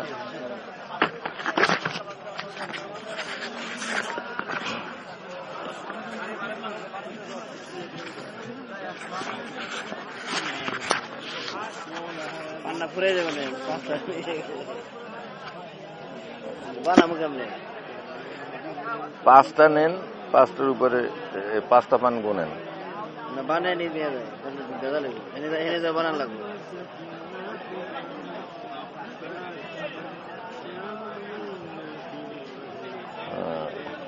সুপারি অল্প অল্প দিয়ে শুকনো সুপারি তো চাবাইতে পারবে না। হ্যাঁ, বাস বাস বাস। জর্দা কোনটা? ও এইটা দিয়ে না, এটা কি জর্দা? একই জর্দা এদিকে দেই। দেন, অল্প অল্প নিয়েন, কারণ ভ্যারাইটিস জর্দা মিক্স তো, তাই মাথা গুজিয়ে গেলে শেষ আবার কিরাম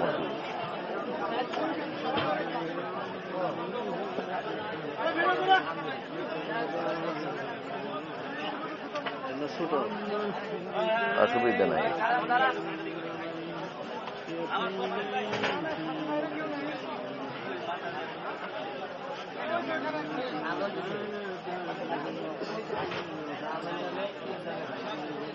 কি পাক হয়েছিল? গরু আপনি এনে কে বুঝি না? না ওজা যাই না, ওজা জায়গা নাই তো। কে গেছে জায়গা? আমি তো হুজুরের পাশে ছাড়া থাকবো না। কত জায়গার অভাব নাই। হ্যাঁ হুজুরের পাশে আমি কইলাম যে আপনার পাশে। পাশে তো আমি, আপনি জান আমি ছেড়ে যাই। হুজুরের পাশে তুমি এত কয় না। আমার গোষ্ঠ দিলে আমি ছেড়ে যাই। এত আমার কয় না। কোন লাভ? এটা জানলে তো কবে বিছানা ফালাই দিতাম। কোন লাভ? আপনি চলে যান, আমারে পুষিয়ে দিলে একলা নিরামিষ, আমার তো ভালো লাগে না। বিকেলে চলে যান।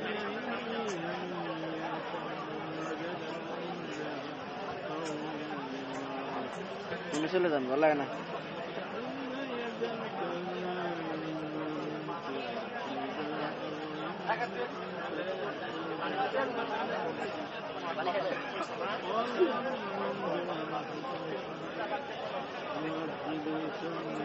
পানের দোকানদার ছিলেন নাকি তোমার বাপে? বানায় দেখি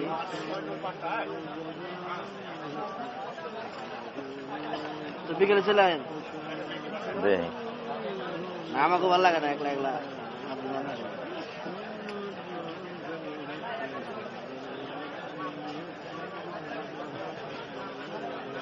আর দিও না, খুব খারাপ জর্দা। কি জর্দা এটা? ইন্ডিয়া, পাকিস্তান, বাংলাদেশ মিলেন না।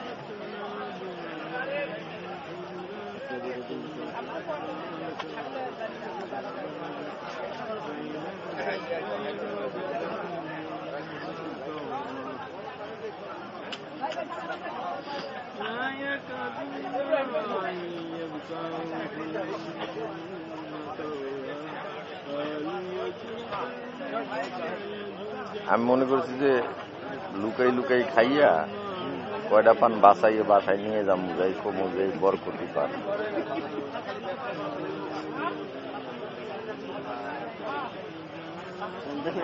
আবার কিনে আনাইবেন, এটা রেখে দিবেন।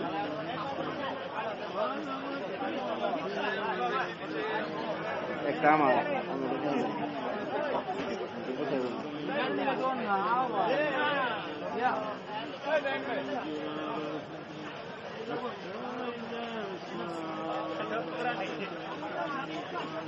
শুকনো সুপারি মুখে দিলে এতগুলো হয়ে যায়।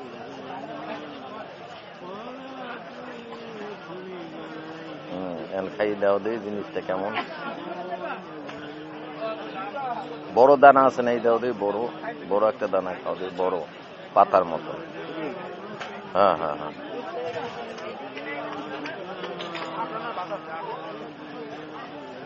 নাম কি রে? কি নাম? বিভিন্ন নাম, হাকিমপুরি, তারপর রতন, তারপর ইন্ডিয়ান, সব মিলে শুন।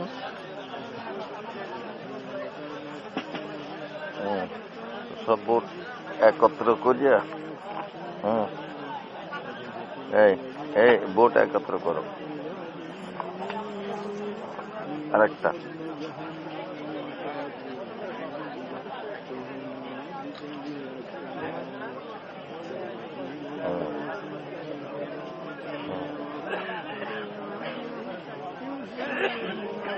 গেলাম।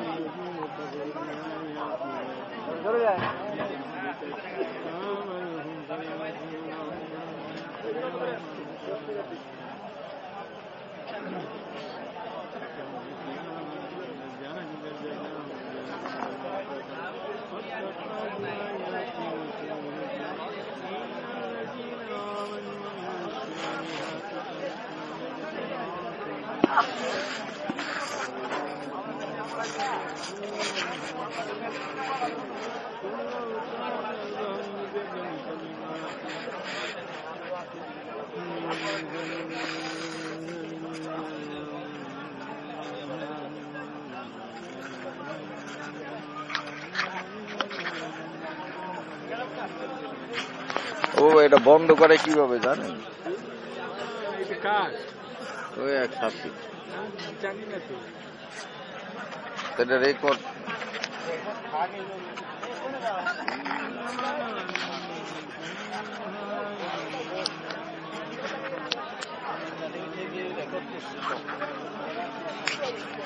ক্যামেরা বন্ধ করে।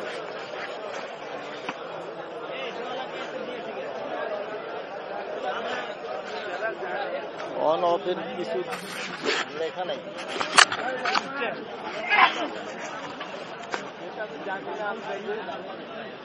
আবার কোন ঝামেলা?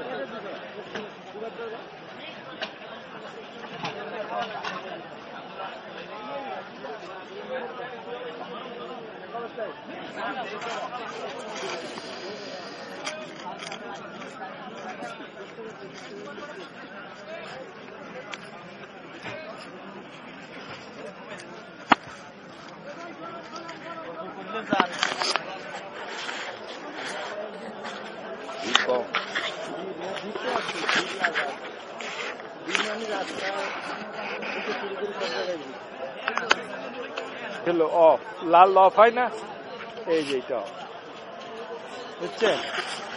আর এটা অন হতে পারে, দুটোর একটা হতে পারে। অফ করে দেন। কোনটা? এটা অফ না অন? আমি জানি না। হ্যাঁ সেটাই দরকার নাই। আরঙ্গজেবের কাছে নেই। হ্যাঁ ওই যে এটা কে? সে নাম বলেন, আমি দেখাইনি এত। কোথাকার? হ্যাঁ ছাত্র নাকি? না এটা of, red signal always of, বুঝছেন? তাই কি করবো? এদিকে ঠেলে দেবো? রেডই থাক, শেষ হয়ে গেছে তো, এখন রেডেই থাক।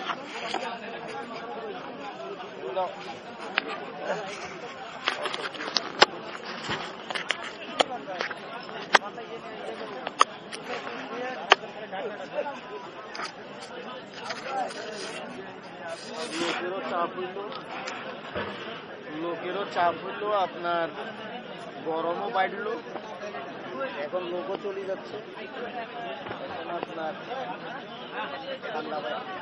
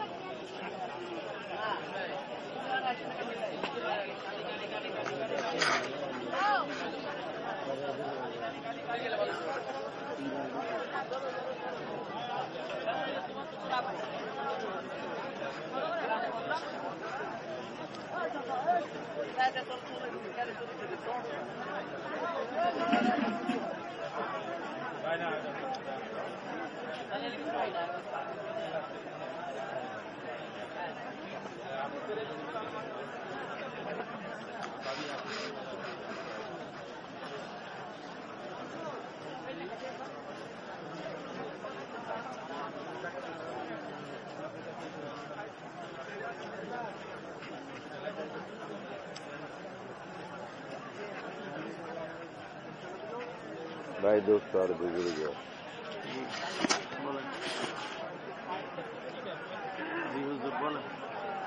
যে আল্লাহ কি একটা রাস্তা বাইর করে দিচ্ছে।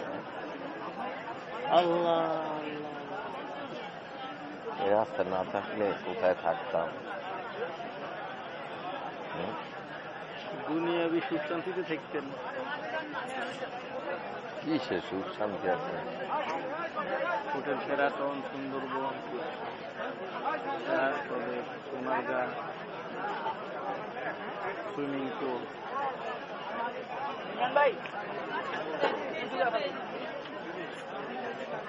সুইমিং পুলে সাঁত চাইতেন এখন? হ্যাঁ, আপনার মতো লোকেরা তো সুইমিং পুলে যায় বিকালে। আমার একবার নিয়ে গেছে এক লোক। তাহলে সব কথা তো রেকর্ড হয়ে গেছে, জানি না কি জরুরি কথা কইছেন। আমি বললাম যে থাকবে, বলা বলি করছি, এটা কেমন অফ করা যাবে, আর ওইটা সেভ করা যাবে না।